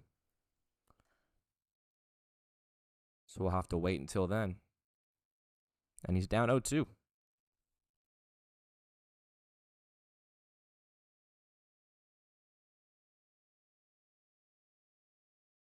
0-2 home, sent out there, shallow right field. DiBartolomeo coming in, and it will land in front of him. It's another base hit out to right. Bobcats not going away safely. Finding soft contact, finding grass. Both Setzer and Bennett recording their 3rd hit of the game on those last 2 hits. And this 2-out stretch continues. We'll see if Jacob McCord can get it going or get it continued. These things has been going. First pitch to him, first pitch swinging, and first pitch missing, 0-1.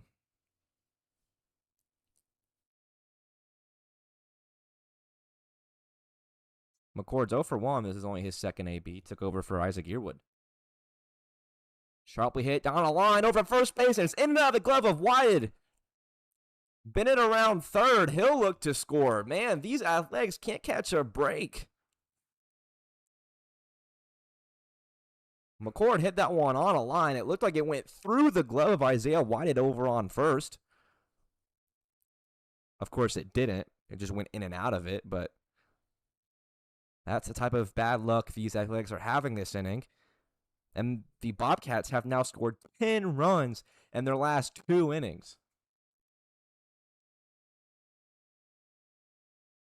And dare I say, the threat is not over yet. The man with the most home runs on the team is currently up. It's Dylan Lahr. We saw him 2 weeks ago have 2 home runs in his first 2 at-bats.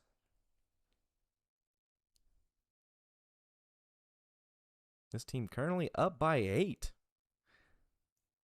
Looking to make it more is Lahr. He's 0 for 2. Only one in the first half of the lineup that doesn't have a hit yet.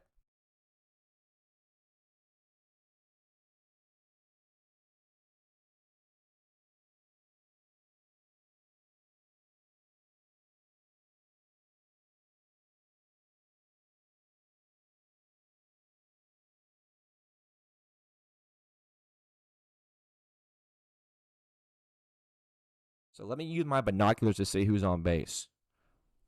Like we got Ian Setzer off at 3rd. Off of first, we got Jacob McCord. And at the dish, this is Dylan Lahr. He swings and misses. Count moves to 2-1. I gotta say, I believe 8 runs is the biggest lead the Bobcats have had all season.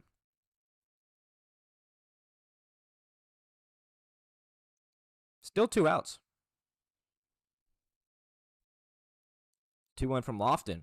Big breaking ball. Believe that found home. It did. Now 2-2.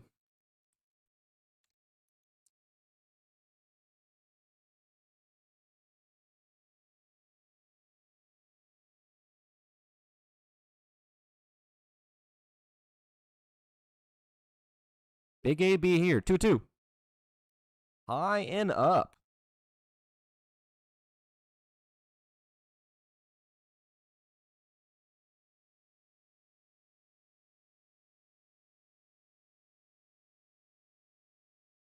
Full count pitch here, 2 out. McCord will be going on the pitch.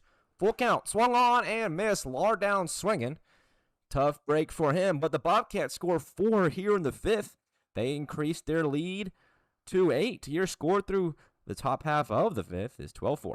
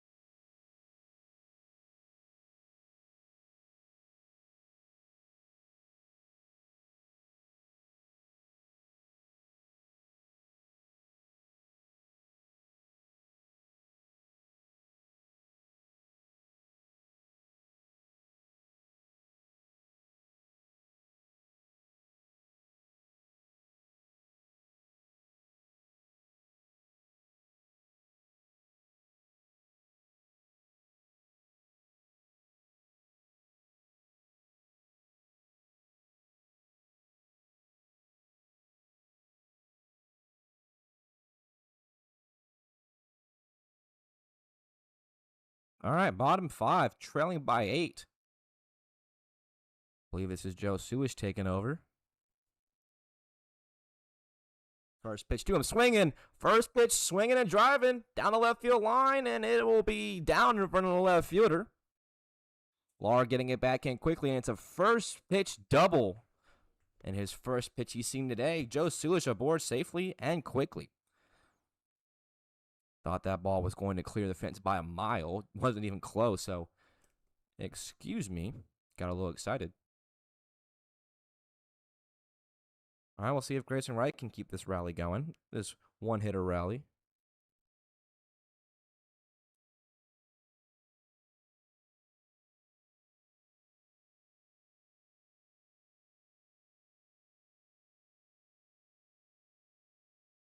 First pitch swinging again on the ground is short this time.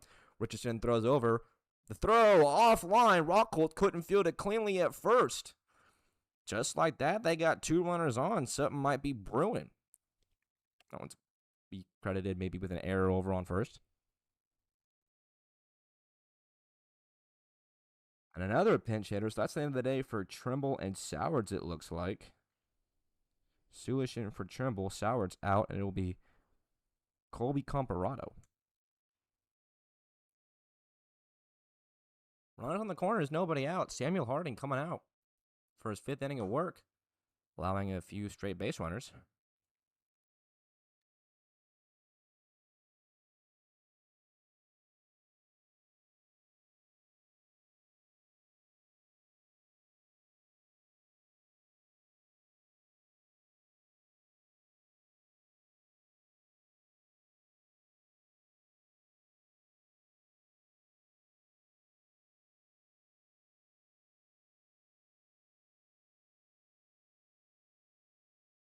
Grayson Wright goes. The throw down. In time, just offline. That's a stolen bag for Wright.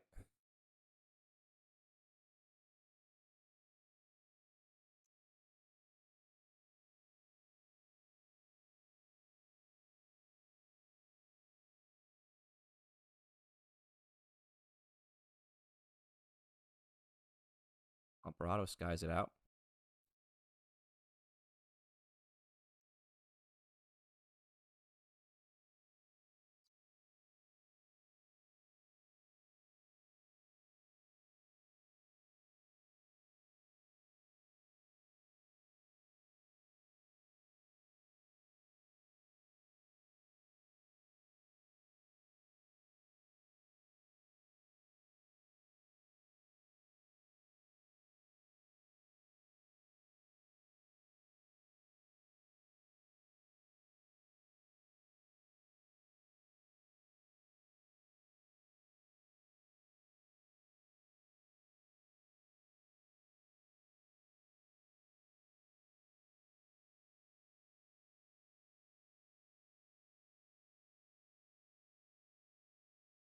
Chopper to third. Bennett coming in. He can't field it cleanly. Sulish will score. Grayson Wright did not go off a second. Athletics get one back.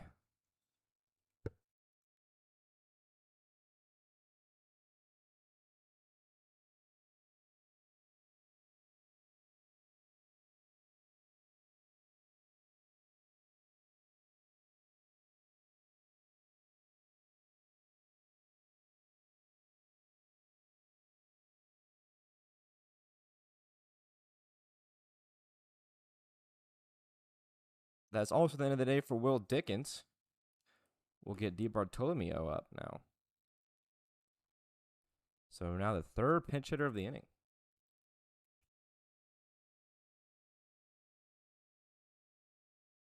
Still nobody out. 2 runners on. Already one across. And we'll skirt away from the catcher Cal. Both runners will advance a base.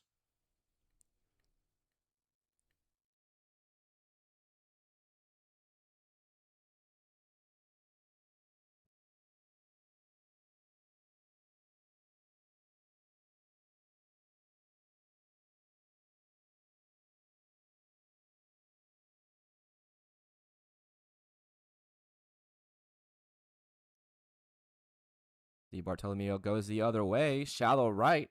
McCord coming in. He'll make the catch. There's one out. Grayson Wright tagging from third. Oh, the throw into Richardson. He wasn't looking. He could have tagged Comparado behind him. But that does keep Grayson Wright at bay. Almost a really sick double play. Sick is in like a cool way, you know. But no runs will score.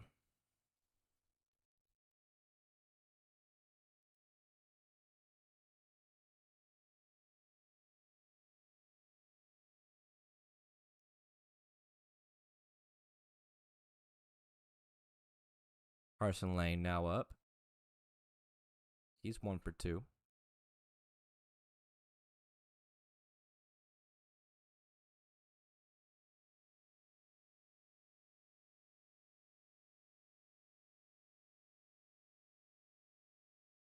He swings and misses.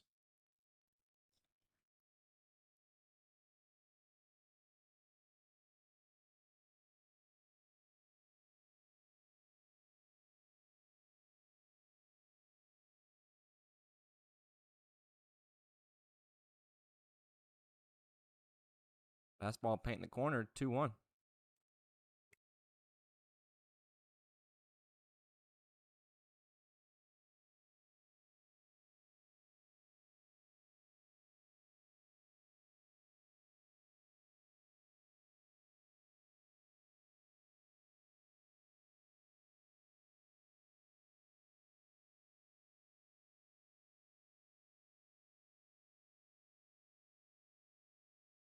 Two runners on, Wright and Sowards, or Wright and Comparado, as Lane skies one up out of play, giving it a look as Bennett in foul territory. And it's onto the roof of the cage.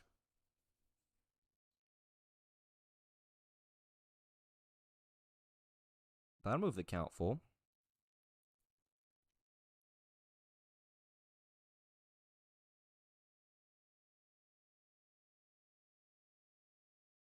So the 1-out payoff pitch coming from Harding to Lane. 3-2. Didn't hit the foul. That was a foul ball.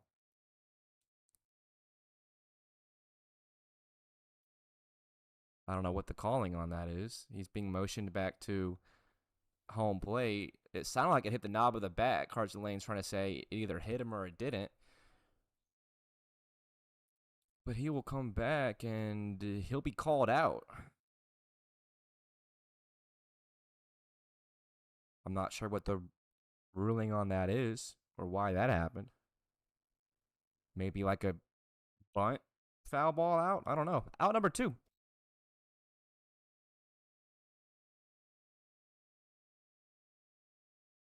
First pitch swing and Amari Lethgo. He'll go down 0-1.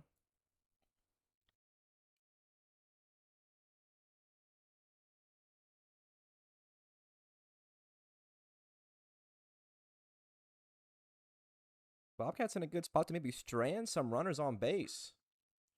They've already allowed one earned run, or one run rather.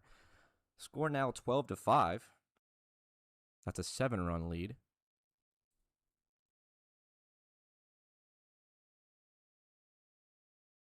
1-1 to Lethgo. Line in the air to center field. Chris A. barely has to move. Easy pickings, can of corn for the center fielder. That is out number 3 in the 5th. Your score through 5 pulled. 12-5. Cats lead.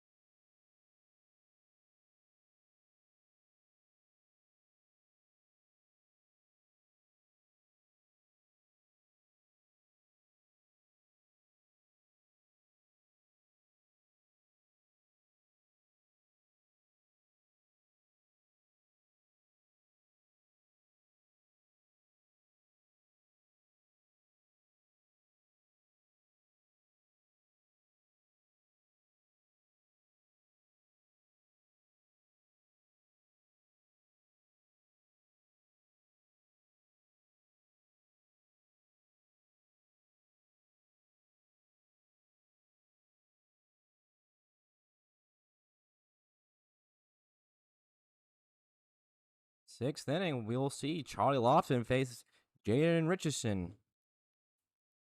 It'll be 5, 6, and 7. 6, 7. Richardson setting Combs.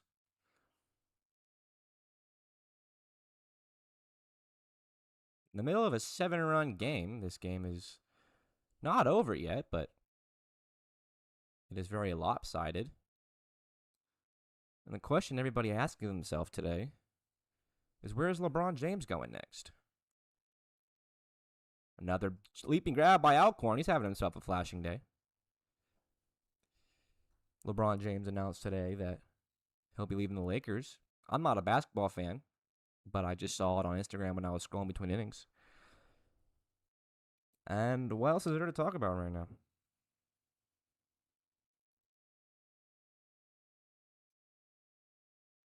Chris Say, little half swing, appeal, no appeal. Say's 1 for 2. He got on base of that weird PFP's mishap in his last AB.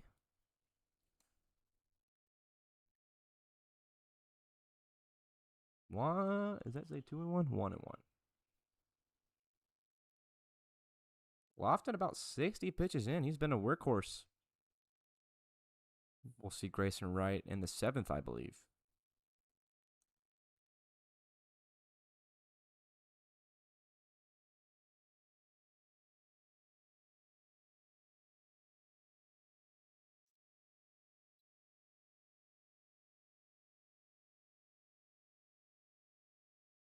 Big breaking ball misses. Now 3-1.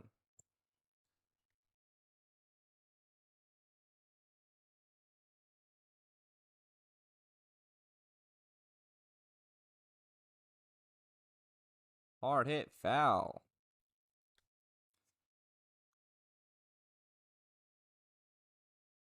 Bobcats making a pretty good bid for their 5th win of the season would hand the Athletics their 5th loss of the season. Their records would stay a complete opposite if the Bobcats finish off this 7-run victory. And if they score 1 here and then hold the Athletics, they would have their first run rule of the season. That full count pitch, catching the zone. Say thought he had a free pass. Instead, he is out number 2.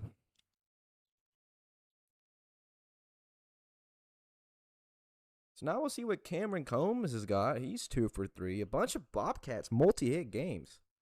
Have yourself a day with the Sticks Cats. I feel right at home covering or calling Bobcat baseball because at Texas State University, where I was calling baseball before this, the mascot was also the Bobcats. So it's funny, I call Bobcat baseball in Texas, and then I travel out almost 1,000 miles, and I'm still calling Bobcat baseball.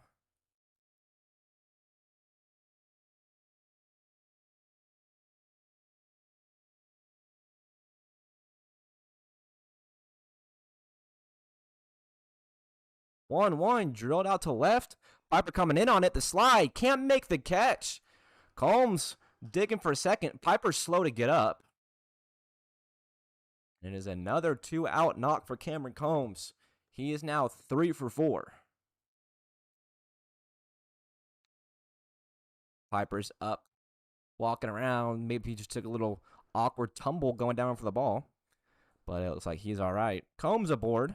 2-out knock. We'll see if maybe, I don't know, the 3rd or 4th 2-out rally going for the Cats. Cox had himself an RBI today. He's 1 for 3.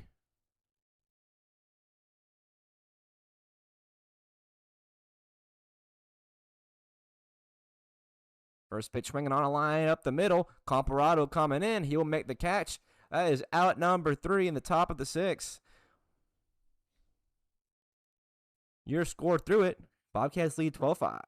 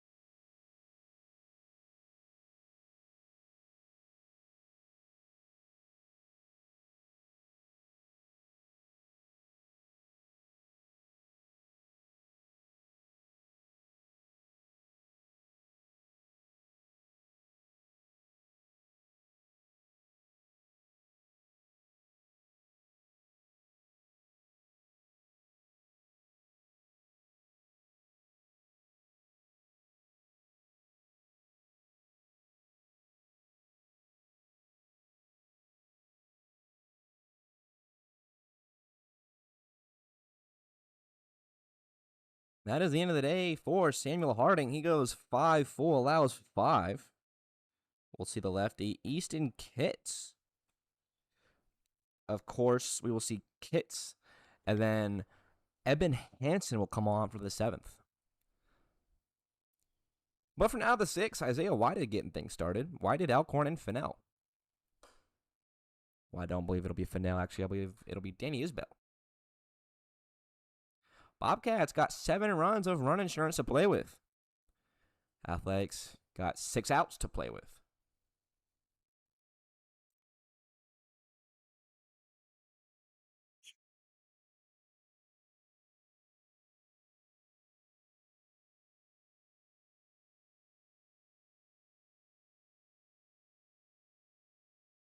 Three straight misses to start the day for Kitts. The lefty coming on.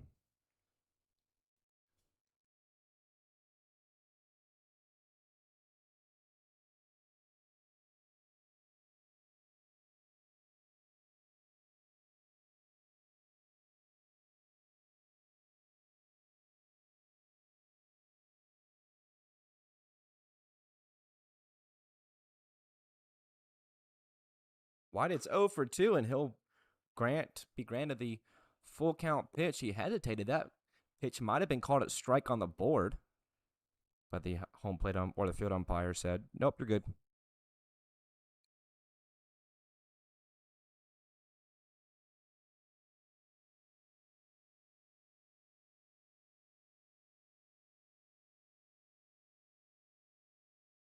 So now up again, Mason Alcorn. He's had himself a good defensive day. First pitch swinging on a line out to left. That one will get through.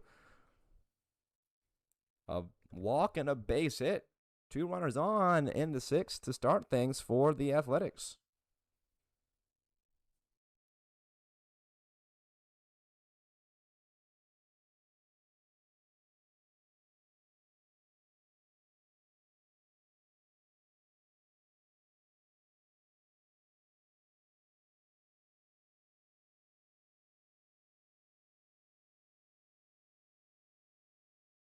Danny Isbell taking his first hacks today. Substituted in for Jack Fennell defensively an inning ago.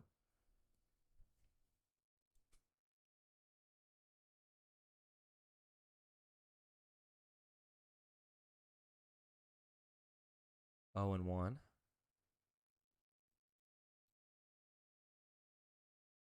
Hmm.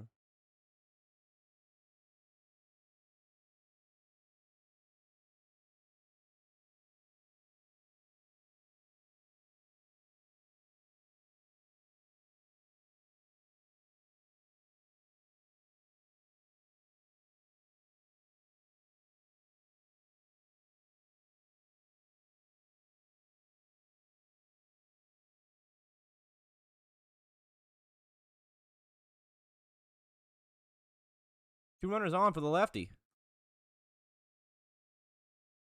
1-1 finds home. Now 1-2.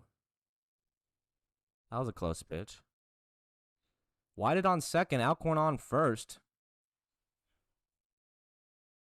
Isbell in a 1-2. Kitts looking to put away. That one a little outside. Not a lot of strikeouts today. I don't think we've seen very many. I can't think of any.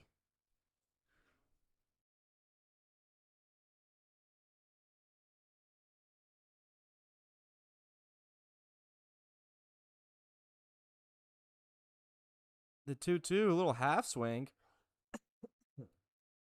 Does not go around. That'll make the count full.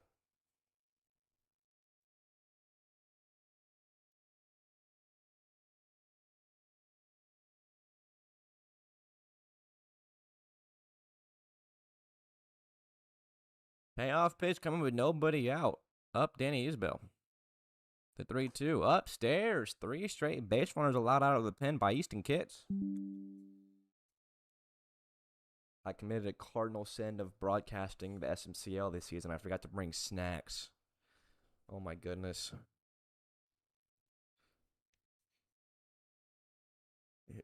It actually is a very starving profession. You do get pretty hungry talking. Who knew, right? Normally some crackers or granola bars are in line for between games. Today it will be nothing but water. Finn Piper first pitch swinging the bases loaded over in foul territory. Bennett giving it a look, and he will make the catch. A wide attacking from third. The throw home just a little slow. Almost had him. Great catch by Bennett in foul territory, but good heads-up play by Whited to go as soon as it was caught. That cuts the lead to 6.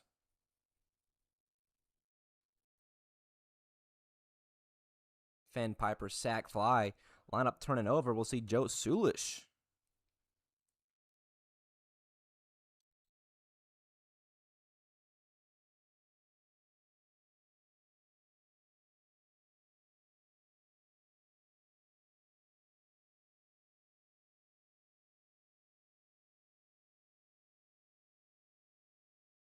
Two runners on for Sulish. Fastball swung on and missed. And you know what the worst thing is about me forgetting my snacks today is I literally told myself before I left my house, don't forget your snacks. You know you're going to be hungry. And I left a little early, too.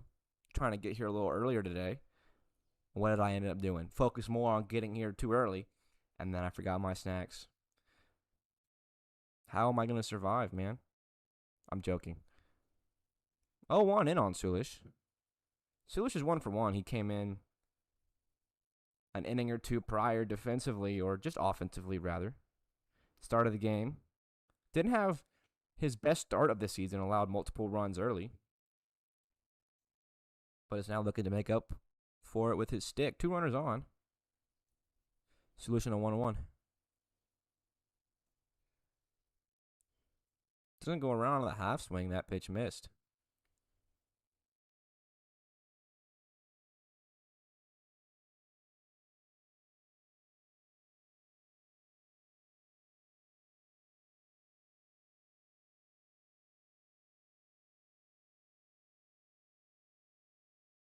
Only 1 out here in the 6th.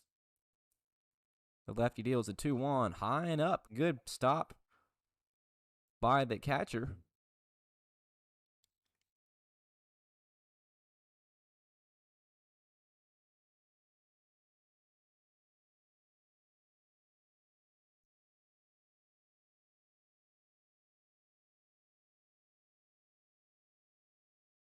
Looking to avoid loading the bases once again. The 3-1 to Sulish. On the ground over to first. The backhand by Rockholt. He'll take it himself. Sulish retired on the ground out. Good stop from the first baseman. Both runners advance a bag. There's 2 gone.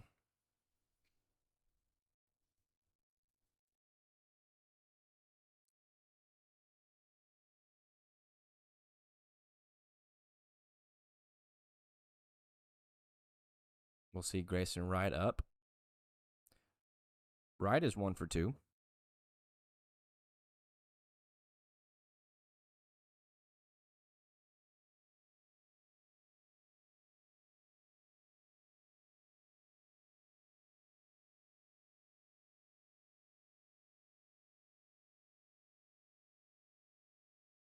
Two runners on for him, both in scoring position. First pitch misses.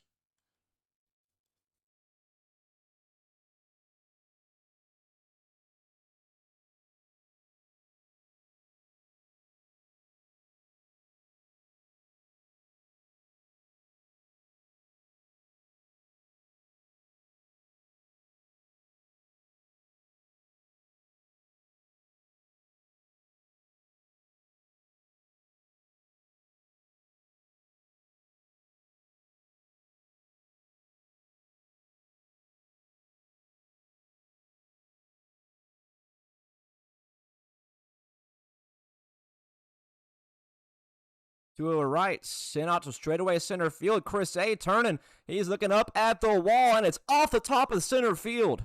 Alcorn scores. Grayson Wright scores. Or Denny Isbell scores. Grayson Wright held up at second. It is a 2 RBI double. That is now 3 runs in the inning. The Athletics cut their deficit to 4 late in this one.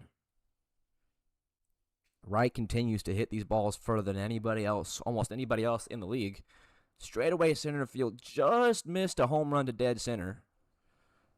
Had that wall not been so high, it would have flew over for sure. Instead, it is a double for number 22. We'll see if Comparado can continue it.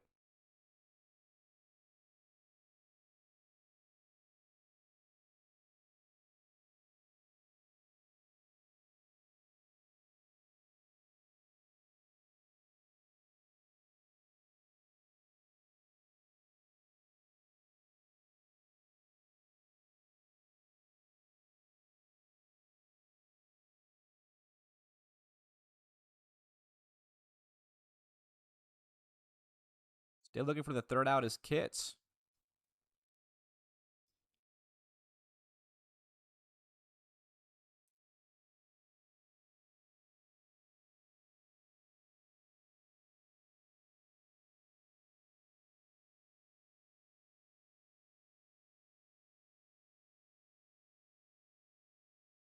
Three straight misses to Comparado.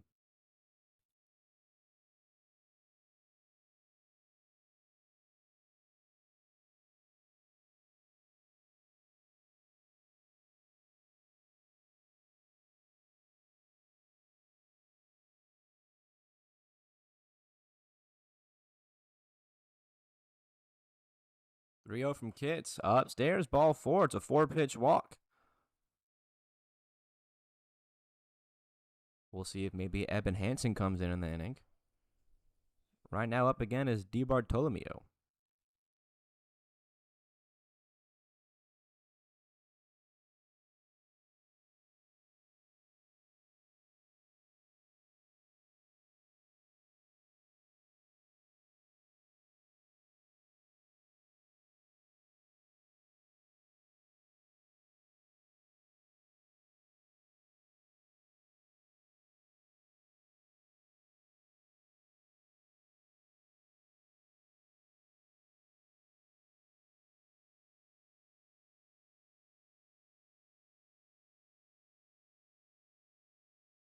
One 0 miss up. 6 straight misses.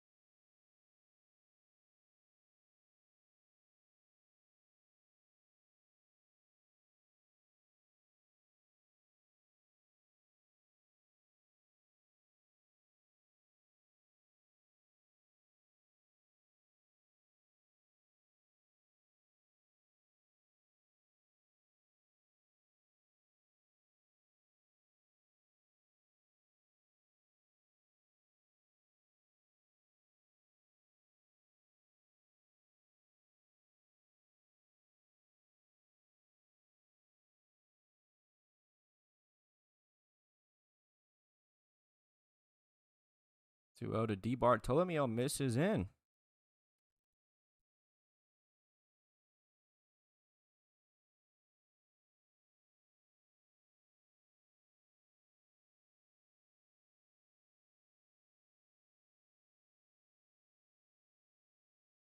Three 0 on the ground up the middle. A diving play by Cox.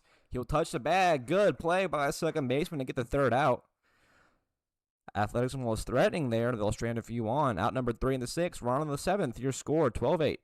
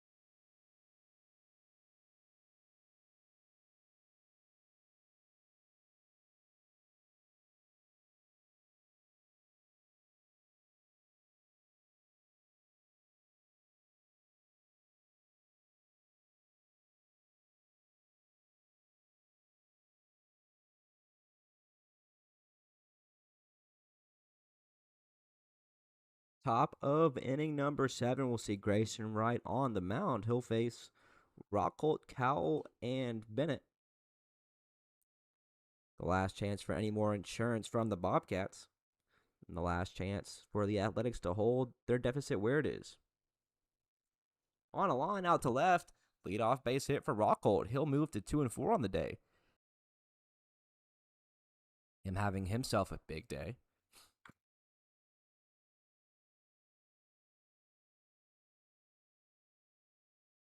Looking to follow it up, it's Bryce Cowell.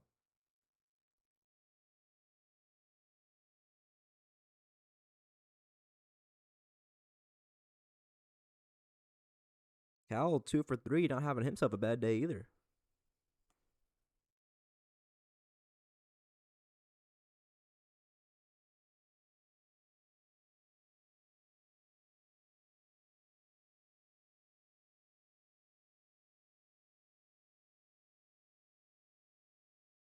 Oh, 1 swung on a miss. Winner goes. Throw down offline.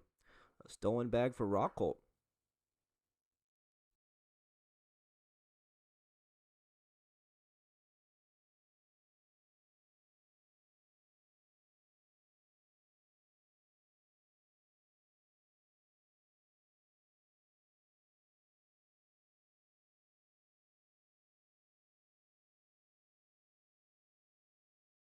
Wright looking for the first out, trying to put Kyle away on 3 pitches. 0-2. Just missed. Close pitch.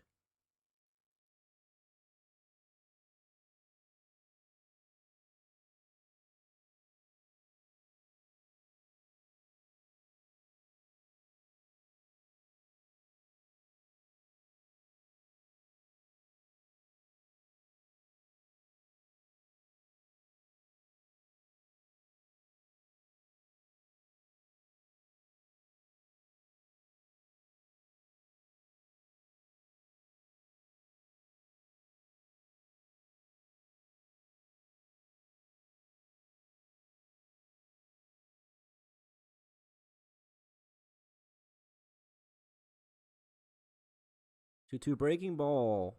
A couple of close misses from Wright against Cal. Real close at bat. Full count now.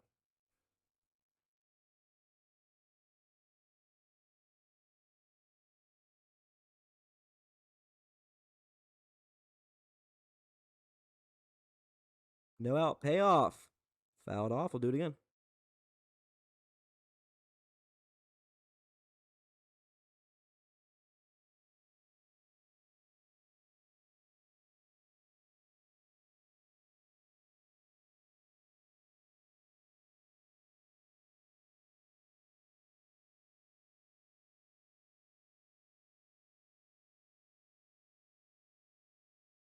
Owl drives one deep out to left in foul territory. And it will go out of play.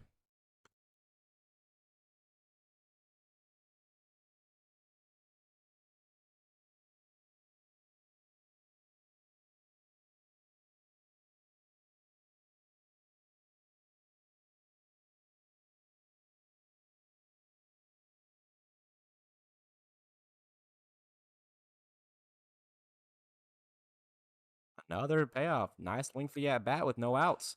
Popped in the air out to left or just be on the infield dirt. Isaiah Whitehead, who's now at third, makes the catch. First out of the 7th.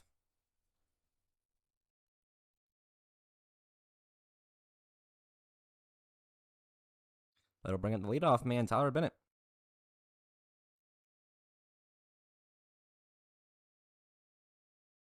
Bennett 3 for 4.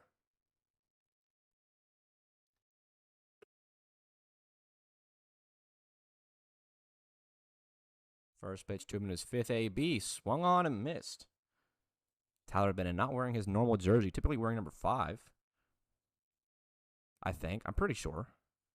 Coming in at number 37, and he might need to stay in that jersey if he's superstitious.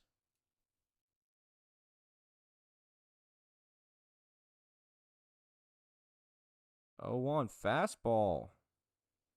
Misses by a little.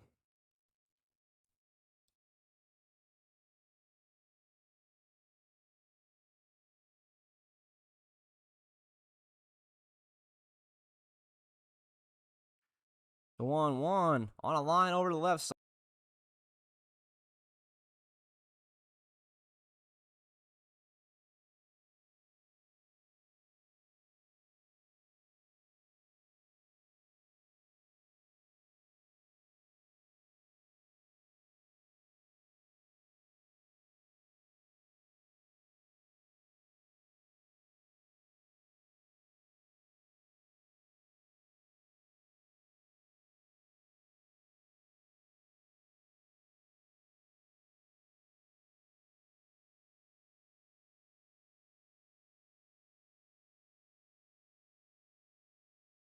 Ian sets her up.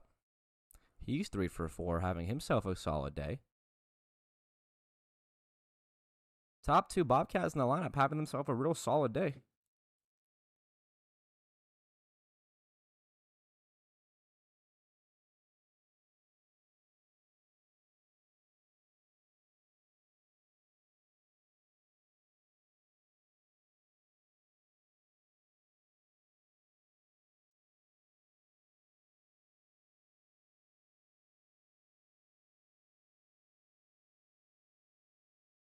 One high and up.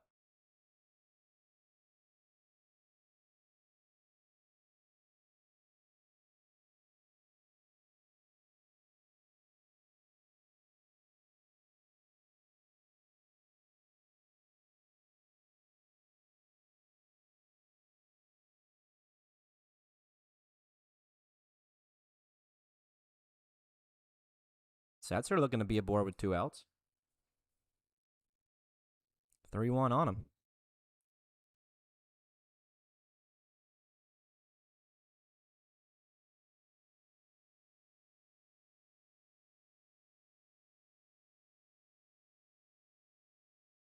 Three for 4. Misses down low. Ball number 4. Setzer aboard for the 4th time today, who will officially be 3 for 4 with a walk.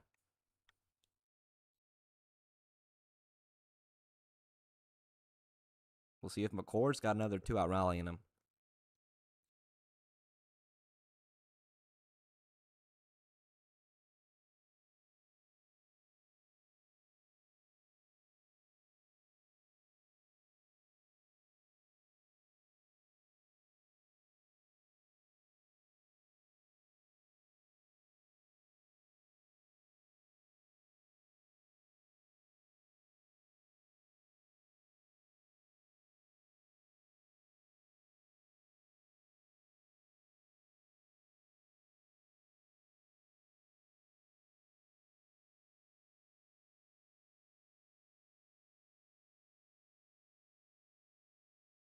Big lead off of Rockle. He might be picked off here.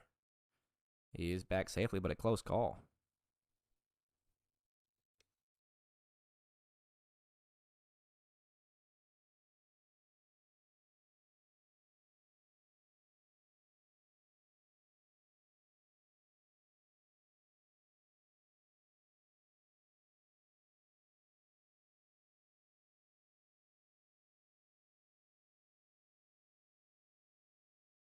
Over the right side, looking to be fair.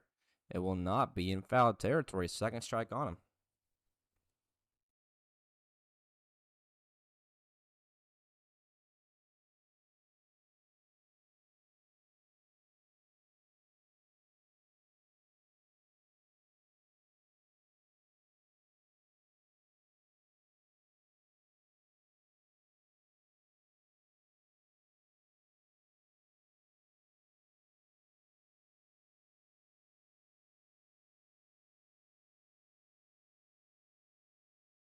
The 0-2 now to McCord. Just a little low. He's hanging in there and fighting.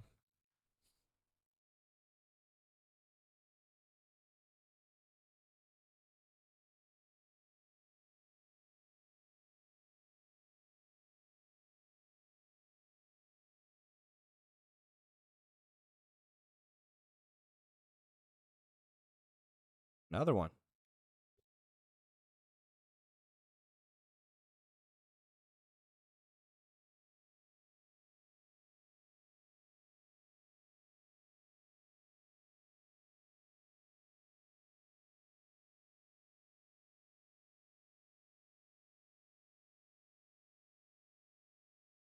1-2 out to right. This time it'll be fair in front of DiBartolomeo out and right. Rockholt will score. DiBartolomeo dropped it. Setzer will head into third. McCord into second.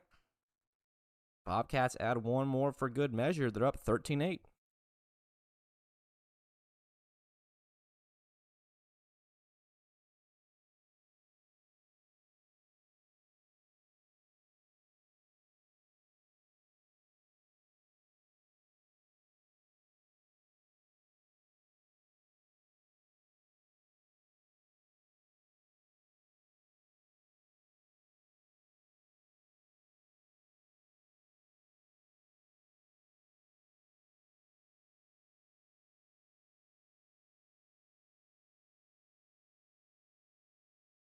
First pitch home to Larb. I believe that found the zone. It did.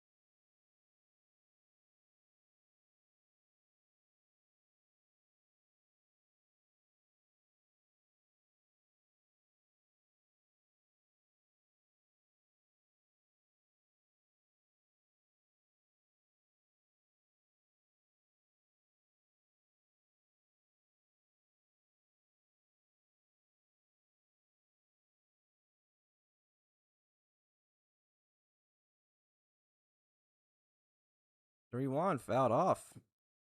Nice lengthy at bats with 2 outs in the 7th. Just for good measure, getting their last reps in offensively today.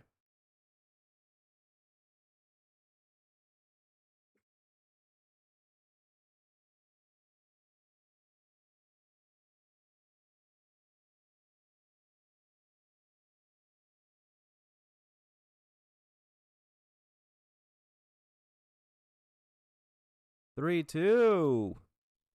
Close miss. Ball number 4. Base is now loaded. Now up again is Jaden Richardson. Base is juiced for him.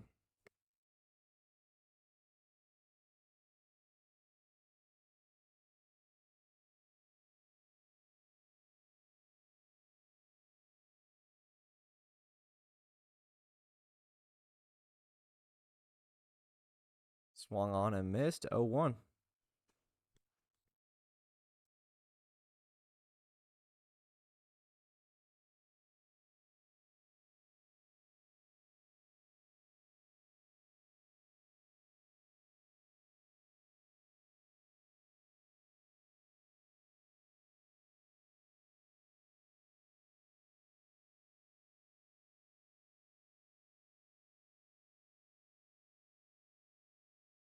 On the ground, chopped over to third. Wide it scoops it. Touches third base. Inning over. Athletics down in their last few outs. You're scored through top 7. 13-8.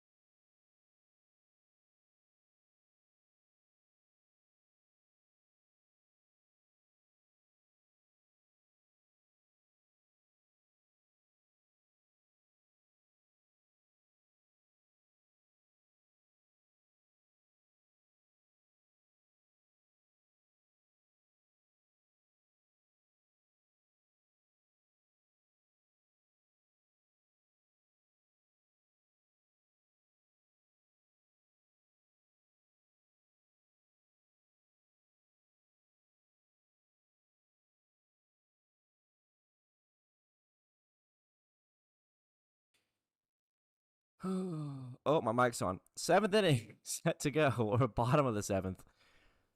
Evan Hansen on the rubber. He will face Carson Lane, Amari Lithgow, and Isaiah Whited. First pitch, fastball fouled off.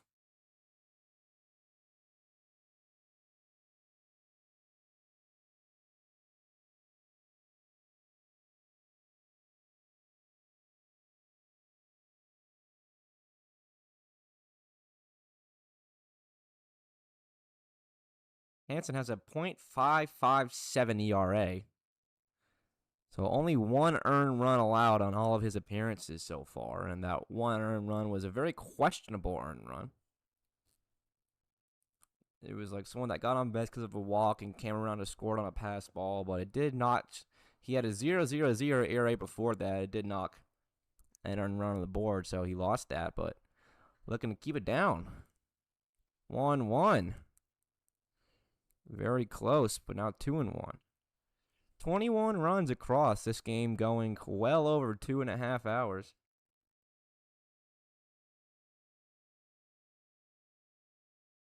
The second game was supposed to start 9 minutes ago.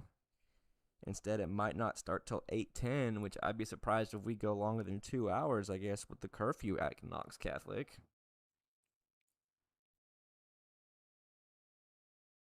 I like knowing that there's a set cutoff time, so that way I'm not here till 11.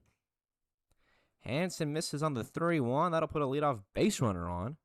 And now Amari Lethgo, his athletic squad, down by 5.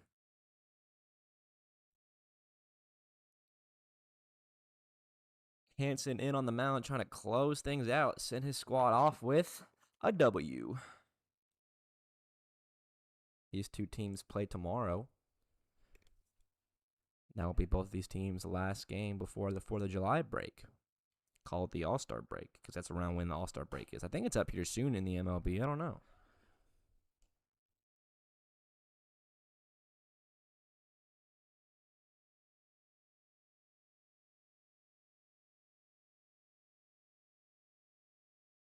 Left go at 0-1. Sent high up out of play. Now 0-2 on Omari.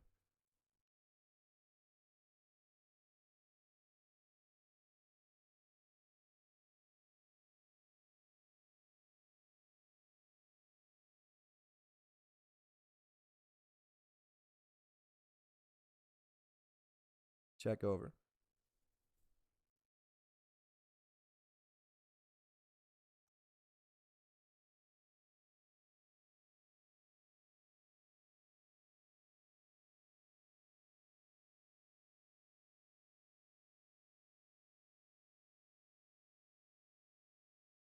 Firing home. 0-2. Swung on and missed. Left go down. Swinging out number 1 in the 7th.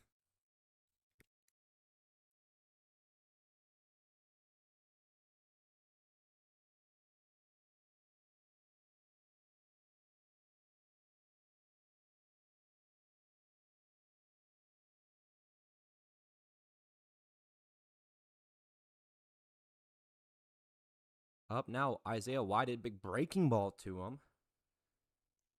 Leave that pitch miss. It's 1-0.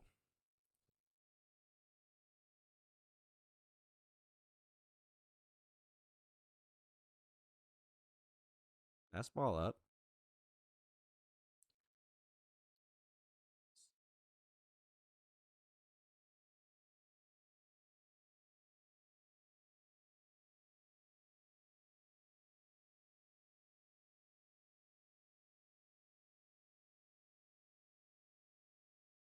Fouled off his body. Now 2-1.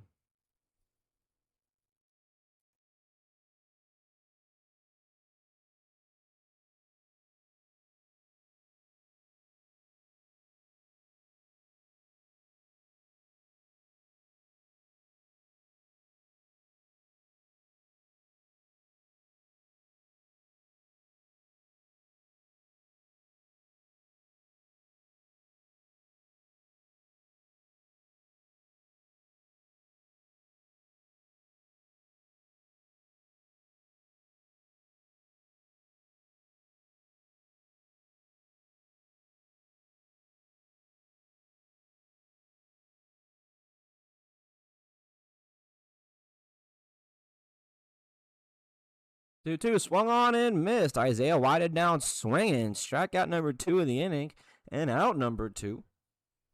Athletics down to their final out.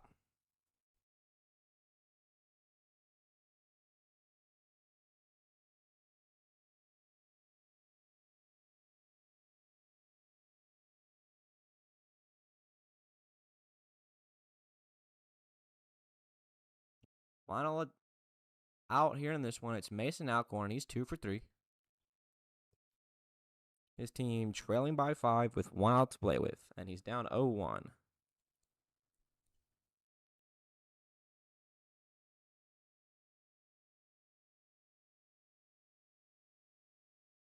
Swung on and missed. Eben Hansen making a bid to strike out the side in order to win it for his squad. Alcorn down to his final strike here in this one. Closer on the mound. Hansen is undoubtedly what you'd call the team's closer. The 0-2. Fouled up out of play. We'll do it one more time.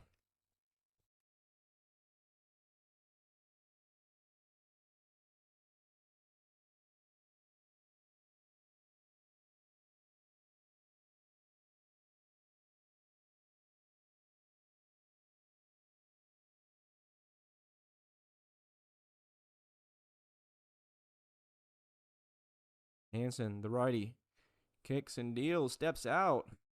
But Alcorn called timeout. There is no home plate umpire to grant him. So he just takes it on his own. It's a no pitch.